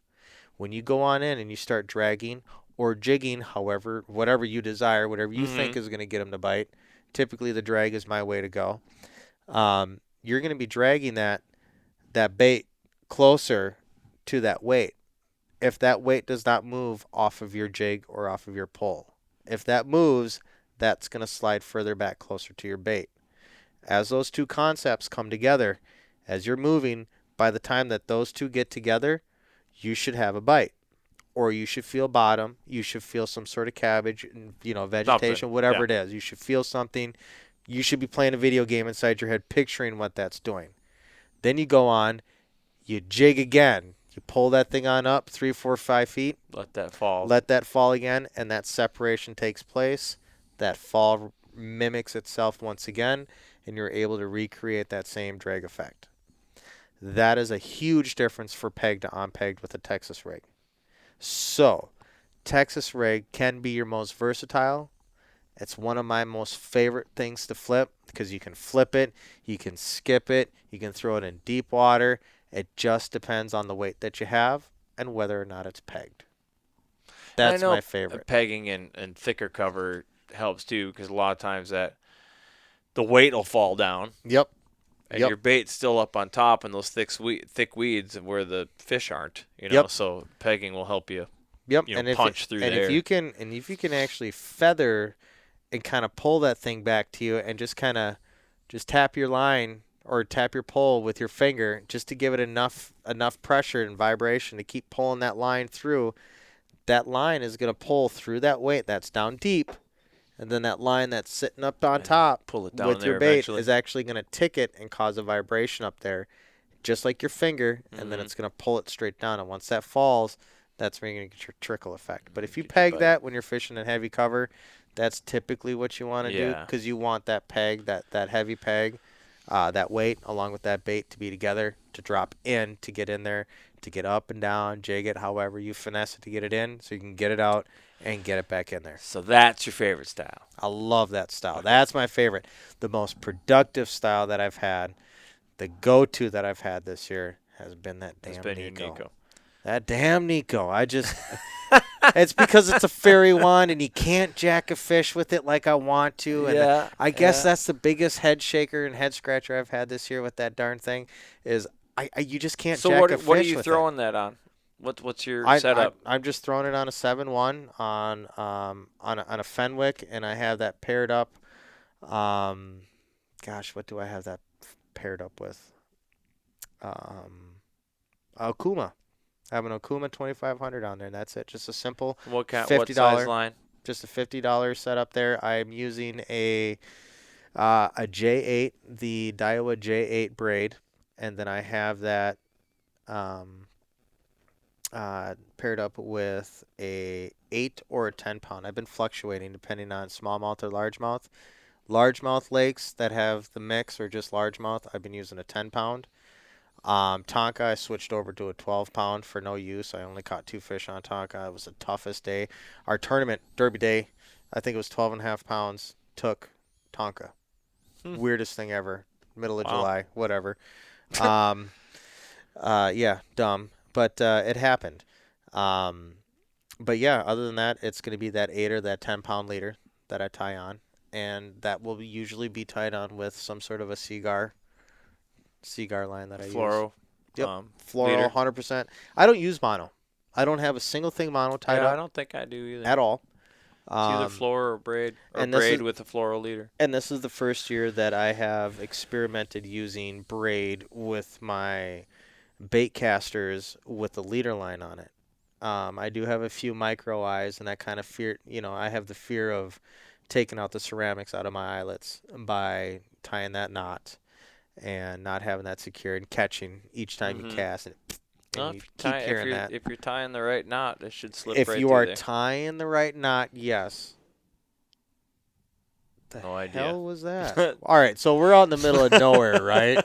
I'm a city boy, and we just hear this massive explosion Boom. outside, I and we think both that have a was- headset on. Somebody upstairs either dropped something, or my That- dog jumped off of something, or who The knows. fuck? Jump off of a shotgun shell? Yeah, What I happened? don't know idea what that was. That was a boom. It could have been muffled due to the headset, but I'm gonna let you guys know that sounded like a straight up explosion. And I gotta leave this joint. knowing here my soon. house and knowing the sound and the vibration, that was somebody upstairs jumped or something fell or who knows. Something. But bit, it wasn't maybe. outside; it was in the house. If that Okay. makes you feel any better, I don't know. It- Maybe it doesn't. No, Yeah. no. I mean, Wife might have just got murdered nonetheless- upstairs, and I have no idea. Wow, that's a big difference. That would be. That would be. Let's go not fishing. good. Sorry, I don't mean that. I don't mean that. So I think I already know the question of this one, but Yep. brown or green? Brown. Yeah, of course. I'm Right. gonna have It's to go always- brown. It's And always going to be brown. You would ask me that exactly 365 days ago would have been green. Really? 100%. I think Just because of this, I think growing up fishing and just catching green fish after green fish after green fish, and then you hear about the smallmouth, and then Mille Lacs gets turned on over the last few years, and over the last 10, 15 years you catch brown fish, and you're just like, yeah, this is great. You're river fishing, whatever, whatnot. But then when you're tournament angling, and then the way that they fight. And it's like your Achilles heel all of a sudden, and you're just like, "Oh, fuck you! It's I'm there. gonna go after you. Yeah. You are, well, and, you're more challenging, yeah, to be honest." and that's the you're- thing. It's like even it's if you tough. don't win that event, but Mhm. you come in and you're the only one with a brown bass in your bag. Yep, mixed or in the with your biggest greens, one. You're That's yep. sit back, hands behind the head. Yep. That's right. I caught a smallmouth. It's like you just unzipped and you didn't even have to wiggle to let it out, right? Exactly. You're It's just like you're there's just some, showing everybody what you there's brought to some the bragging party. rights there. Yep. But with that, even without the competition side of it, though, their attitude, dude, they do not quit. When you get them to the side of the boat, Yep. they're just dogging. They're just Yep. trying to. Yep. God, Or I love them so much. my favorite was just fishing green in a tournament, and I took third that day, and along with the boater. The boater and I, we both took third place in our own little tournaments. But my big brown fish that I got to the side of the boat, we're not allowed to use nets. We have to land our own fish, and I'm sitting there, and as I had this fish vertical, right, top half of it sitting out of the mouth or out of the water, and I have the line up, and that mouth is sitting up at me. And each time I went to go put my thumb in its mouth, It closes it goes, no, it wouldn't close Oh. its mouth. It was going, nope, Oh, just nope, nope. Playing the And it knot. was turning its head literally 180 degrees Yeah. around my line and playing ring around my line with my thumb. And I'm trying to grab my thumb on each You're like, side. Damn it! Right. And it literally, on each turn, its mouth would open up and close, open up and close, open up Just and gotta close. do the scoop. It wasn't possible. It was not possible. When you're sitting there in 2.5 footers and you're Well, trying to, yeah. you can't necessarily scoop. You go to try to scoop, and I got this thing, and as I'm sitting there holding it, just like How big was it? it ended up being a 3.5 pound. Didn't it was want to 3.6. flip it. No, I didn't want to both flip it sitting there with 8-pound test. No, I'm good. I'm totally good. Now, however, I am notorious for boat flipping with my Nico a whole ton when it is appropriate. So if I'm fishing and I'm fighting a fish and that fish wants to swim on up boat side, I'm going, okay, momentum, Keep going. here we go. Yep. Yeah. You know, and a lot of people say, gosh, that's dumb. And I'm going, well, my line's fine. Fish is in the boat. Yeah. It's off and it's in the live well. What's dumb about it? Yeah. Other than the risk I took, that's a risk that I took at that time. Risk yeah, and I'm going reward. to risk and a reward. Now, see, I've had more reward than I've had loss in that scenario. But it's all situational. And as a Right. fisherman, you read your line, you read your pull, you read the fish. And you And read getting where that thing you can both see side you, is you can huge. usually see where your hook is too. I mean, Yep. there's a few, even with the jig, you think you got a good solid hook set, and I'll have one coming up. And this did happen to me when I was fishing that event on sturgeon. And I had this fish come up, and I'm like getting ready to boat flip it, and I look, and I'm like, "Oh, I don't think that That's jig's not in boat there that flippable. great." So I just I went down, and we can actually use nets. I think, did I have a net on? I think I did. And I scooped him. I was like, the moment I got him in that net, that hook just popped straight out, Popped out. like with zero pressure. I'm like, Yep. Yep. Thank God I did not try to bow flip that fish. Right. I would have lost it. And it's funny that you say that with zero pressure, that hook came out. That winning fish that I had up on Gull Lake, as soon as I got that in, as soon as I mouthed that thing and I looked at him Just fell at out. my boater, and I looked over at that dock to see where those guys were, and that's when I saw those jigs go scooting up and underneath. I looked down at that fish right in its mouth, and all I had to do was just go, pick it up. I just two-fingered that thing and picked it right up because it was no longer hooked in its mouth. I don't know Right. when the hook Yeah. came out of it. I don't know how it happened, where, when, how. But it looked down. I looked down, and that's what I saw. And I go, I still can't believe that the gods went on and blessed me that day with, here, you're going to be wasted for the first half of the day. Then you're going to be hungover for the second half of the day. And then when you start feeling good, we're going to reward you with a good fish. Oh, that's funny. But I think that just kind of went with, I fished with that sacrifice in mind this year. And I dedicated myself to that club. And I dedicated myself to fish well. So what's on your, with that said, what's on your what are your goals for next year? Next year is going to be my last year as a co. Financially, I want to do things right to make sure that I'm put in that position to be a boater. Okay. Next year it is to be top 10. I want to make that state team next year. I've already pre-qualified this year by taking third in the club for Angler of the Year. This year, my first ever club style, points, anything like that, and I took third amongst all these great hammers in his club, and then took first at the TOC tournament. I think really spelt things out for me, and I really have to set my sights high next year. My goal also for next year might be a little stretched here, but I want to fish in an open event next year. So Okay. if I have to travel for that, I want to travel for that. I want to spend the dough for that. I'm kind of hoping that I can find some background, some backing, and hopefully some people to buy into that, and kind of hope. Yeah, I've been toying around with that idea too. I mean, I'm talking with David Kachek, and Yep. he was getting me fired up about He'll get anybody fired up God, talking he's- about that- hot dogs if you wanted that to. dude is He'll get you fired up. he's a personality. I Yep. like that. I like that cat. But he And then you have It's like- Middlestead to complement the complete other half. yeah, right? You have a short guy and you have a taller Yeah. guy, then you have I just complete personality that's out there, then you have just I think that traveling the country and joining those opens, and yeah, it's a financial thing, and you're gonna Every have to time. find some sponsors for that for sure, because Yep. that's about the only way to do it. But that would be fun. That'd be a lot of fun, even if you placed dead last. I mean, the experience and what you're gonna learn. Yep. Fishing with different people from across the country and fishing different waters that you would never have fished Yep. otherwise. That's really appealing. Yeah, and the experience and the learning thing. I'm gonna tell you guys this, and I really hope that the whole cliche of this doesn't, that nobody's caught wind of a cliche of this. But if you have the chance to, if BASS or MLF or whatever the FLW, whatever their tour is going to become, and whatnot, however that is, if there's a bass circuit, if there's anything like that in your area, your neck of the woods, and they need marshals, no matter what, if you think you're a better angler than those guys that need marshals for that circuit or whatever, it doesn't matter. Go and be a marshal.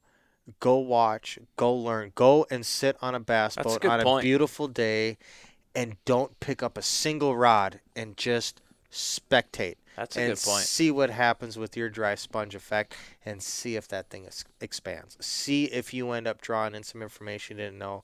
See if you happen to see something that you don't normally see because you have a rod in your hand, because your attention's in the water and it's not around you. See what happens. That's a good point. I did that one time, and I'm telling you, my eyes have never been more open in my life. And once that happened, it was I cried on my way home. I'm not going to lie to you. I was so happy. I was so excited being around the people I was around. That's They're cool. calling me by my first name. You know, a fighter grabbed me by my shirt. Hey, who'd you marshal for today? You know, it's just like, it's to have experiences like that, to be around those people, to learn what they know, to talk with them, to pick their brain and stuff. People go, oh, no, I want to learn that on my. Go ahead, dude. But there are shortcuts in life. Just to network, just to get people on this podcast. Man, I'm telling you, do it. I should do it. That's Go a good do idea. it. It's a fun, That's a good idea. fun Have time. have you looked into doing so like classic bass? That's kind of MLF format, isn't it? The Champions Tour? Yep. Yeah. Yep. Yeah. Yep.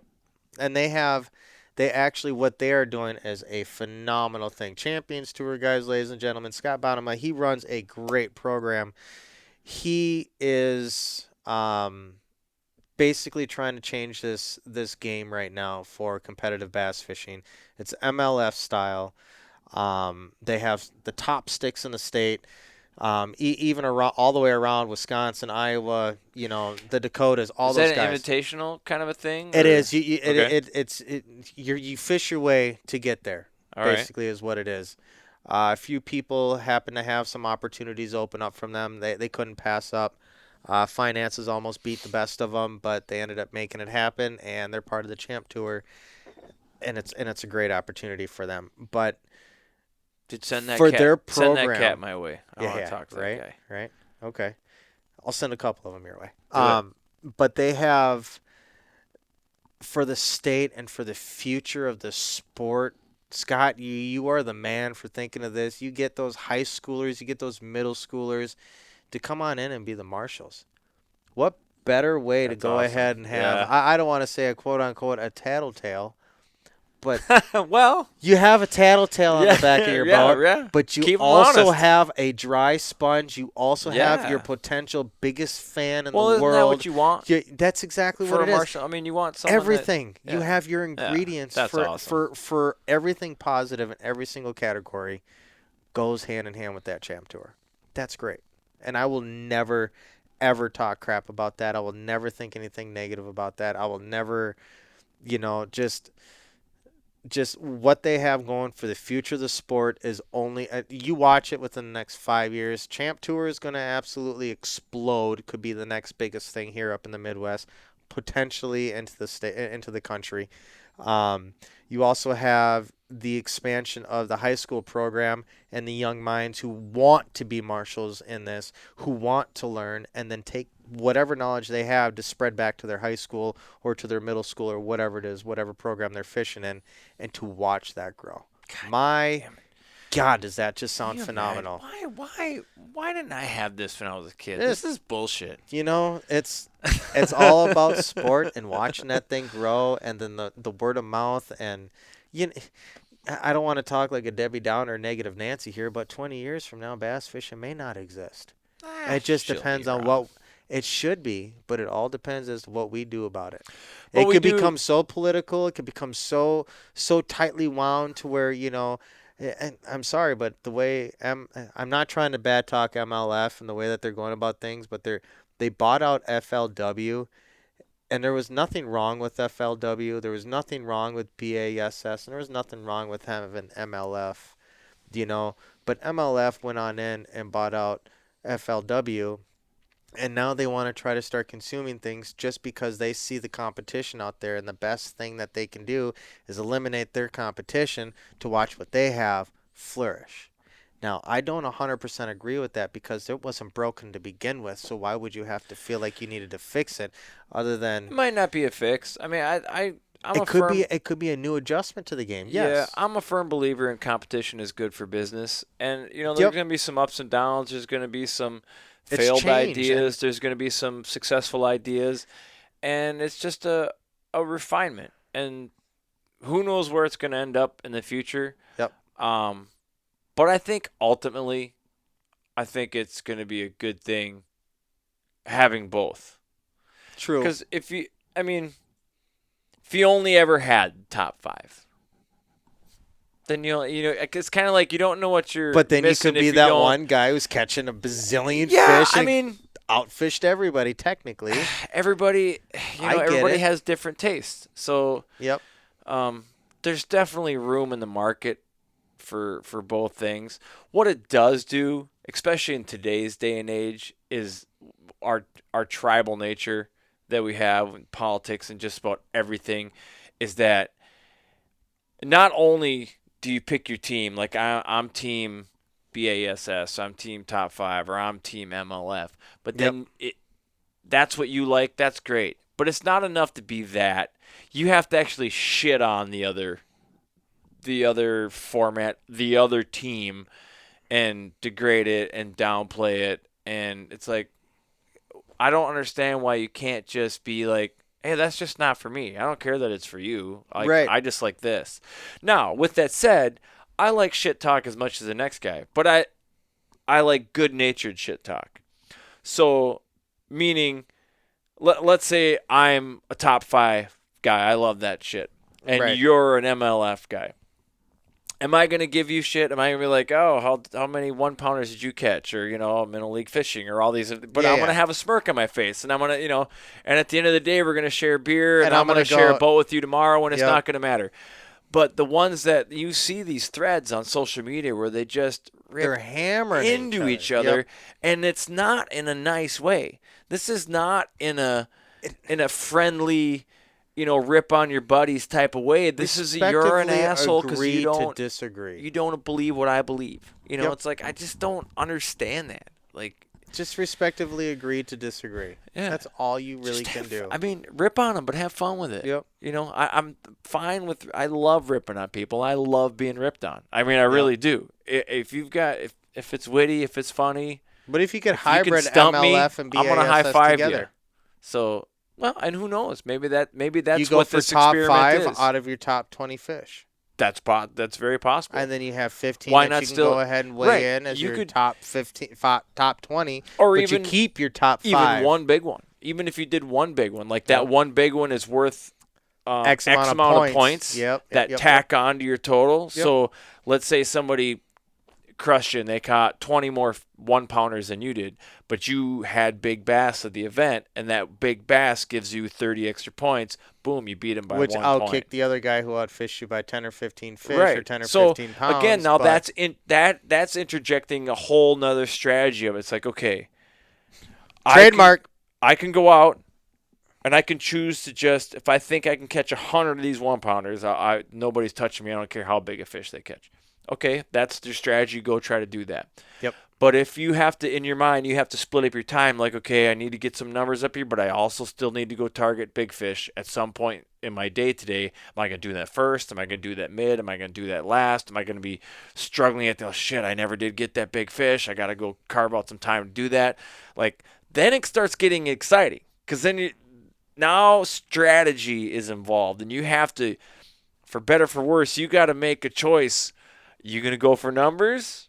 Or do you think you have enough numbers and all you need is that kicker? I guess That would be fun. I think that would be exciting. That would be fun. That would be pretty exciting. I guess that has to go with with the sport morphing in whatever way. Yeah, and that it could be going, because this MLF is just the first signs of things to come. Yeah, and so like I was going to say, it's like that's crazy.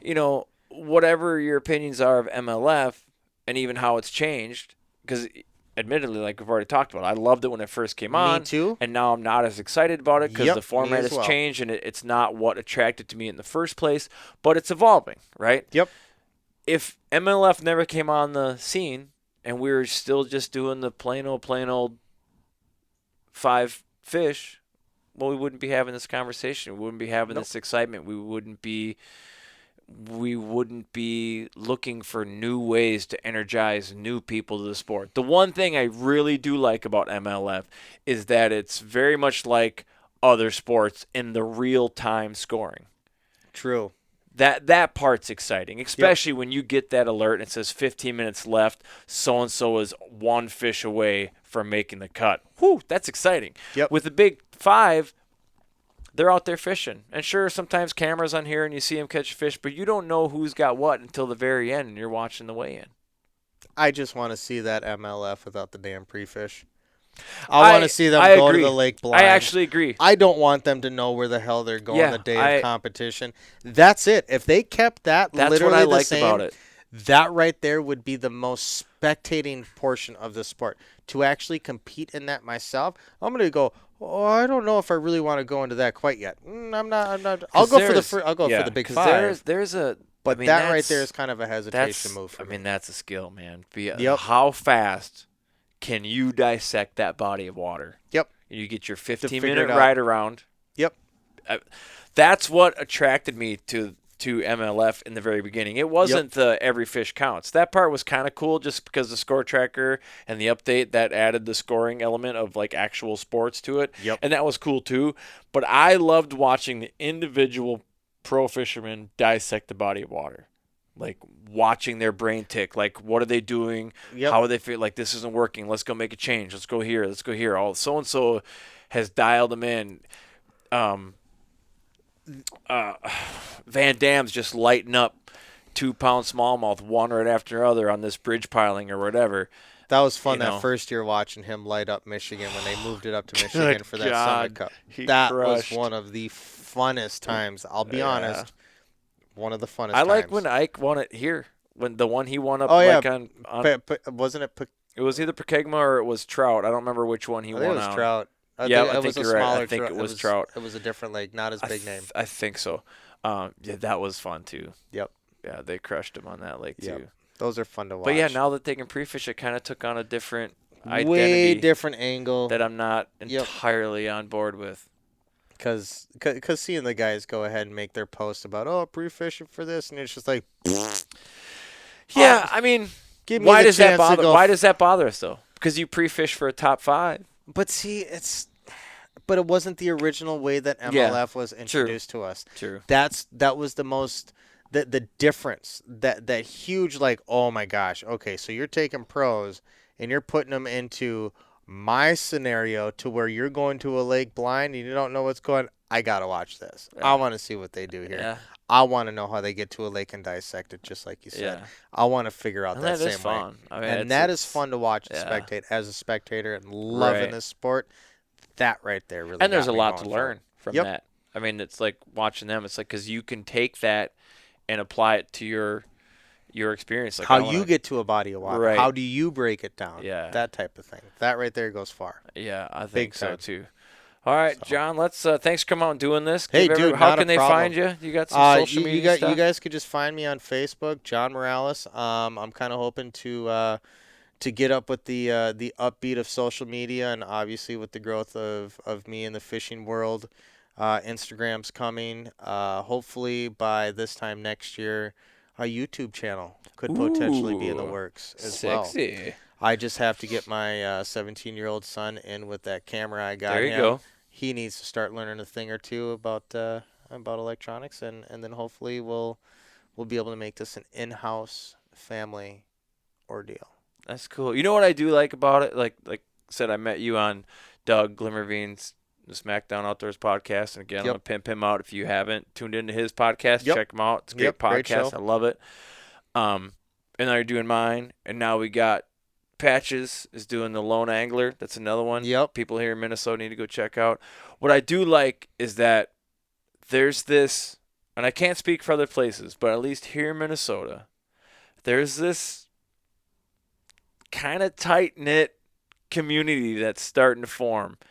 And we're all in each other's camp. We're all in each other's corners. We all want to see each other succeed. Yep. So, yeah, there's 3 Minnesota podcasts now.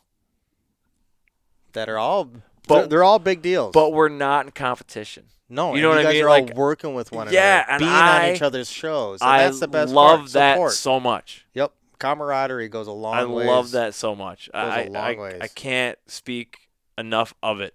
And I will continue to cross-pollinate with any other podcasters that are out there.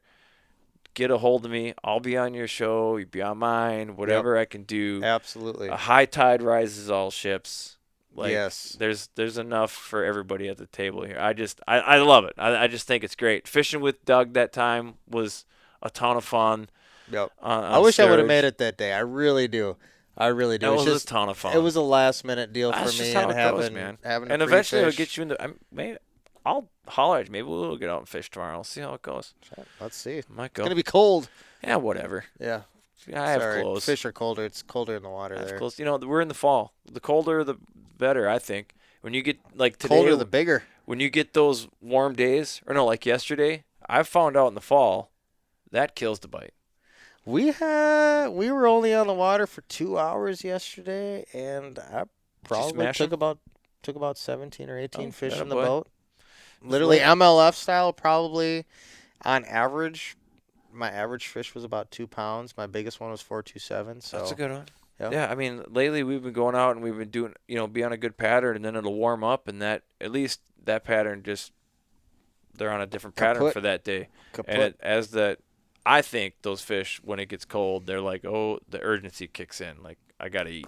Yep. I gotta eat. Winter's And that's right that around the feedback. corner. And that's that feedback. Yep. That's their 30-day window right there. As soon as that trigger starts, and I do believe, like a lot of people said, oh, that fall bite started 2 weeks ago, and that was that first little cold snap that we had. Not true. No. I think the fall bite truly just started maybe last And week. I think there's other factors of that too that get kind of grouped in with that fall bite. Sun Weeds angle. are dying off. Sun angle. Sun angle, weeds are dying off. Mm-hmm. Just overall Other water bait fish are temperature. Yep. changing their locations in there, so it's fish are schooling up more. Migratory patterns. Yep, you're coming in contact with different fish at different locations. Yep. Yeah, there's a lot of different factors that feed into that feed bag scenario. Yep. But I do love fall fishing, man. Man, fall fishing is great. Real quick, I got into on St. Croix. I remember one year, and it was mid-October. Trees were just gorgeous, starting to turn. Glittered everywhere, right? And the shad run was insane. It was a river within a river, just millions of shad. I was just blown away. I had no idea that we even had anything like that in this state. I mean, that's something you find like the mullet run down in Florida. You know? Uh-huh. I mean, it was like that. It was Is that a marathon with a bunch of people with goofy haircuts? yes. Okay. It's just ridiculous. I was just throwing a white spinnerbait through those, and the smallies were hitting that spinnerbait so hard it would damn near pull the rod out of my hand every time. I mean, they were just crushing. God, that was fun. Spinner bait's the old bladed jig. Oh, Man, I haven't fished the Croix in a while. I need to get down there. Yeah. It's fall. It's time. Well, I do Let's want to do it. say real quick that before this ends, great appreciation goes out to you for having me on this. Yeah, absolutely. It's an welcome awesome, awesome way, not to sound selfish, but to at least allow to get my voice. Yeah. And like I've said to people around me who know me, I've been put on this earth for a reason. And I think that is for whatever voice I have, for whoever wants to hear it on whatever frequency it travels on, take it as a dry sponge. Learn from it, more from it, criticize it, do what you want with it. But whatever it is, it was put out there for a reason. You're hearing it. Yeah. So let's have fun with it, right? Let's do it. Let's do it. Yeah, you're welcome And I anytime. appreciate you, man. I greatly do. Absolutely. Greatly do. We gotta fish. We gotta figure it out. Eventually, our schedules are gonna mesh. They will mesh We'll eventually. figure it out. Ladies and gentlemen, it was been a blast being on this show. I had fun talking to you guys. Go ahead, look me up. Facebook, John Morales. Instagram's on its way. YouTube channel next year. Check out Arsenal. Arsenal Fishing, guys. I don't get paid for that, but do No, it you anyways. don't. Oh, FYI, fall bite, crank bites. Why don't you guys look into JR's custom tackles, guys? He customizes all of my crankbaits, guys. You have to check out the custom patterns. Anything you want, go ahead, shoot it on out there. JR's tackle out there. Joel has your back. Go ahead, holler at him. No, I'll have to get Fabiano on here too. Oh, Fobs, he's on his way. Trust Yeah, me. I listened to him on the SmackDown. It was great. He's a character. Trust me. It The was sound fun. of his voice to everybody and to himself, it's great. Trust me. and to himself. Sorry, Dan, I'm not knocking you. But we all love the sound of our own voice. But you, my friend, I love it. I just watching the guy talk and tell stories about fishing, it is so entertaining to me just to sit there and watch. Just to listen to it. That was hilarious. That whole dry sponge effect. That was a good line. That's awesome. Let's end it on that. Sounds great, All bro. right. Thanks, John. Thanks, guys.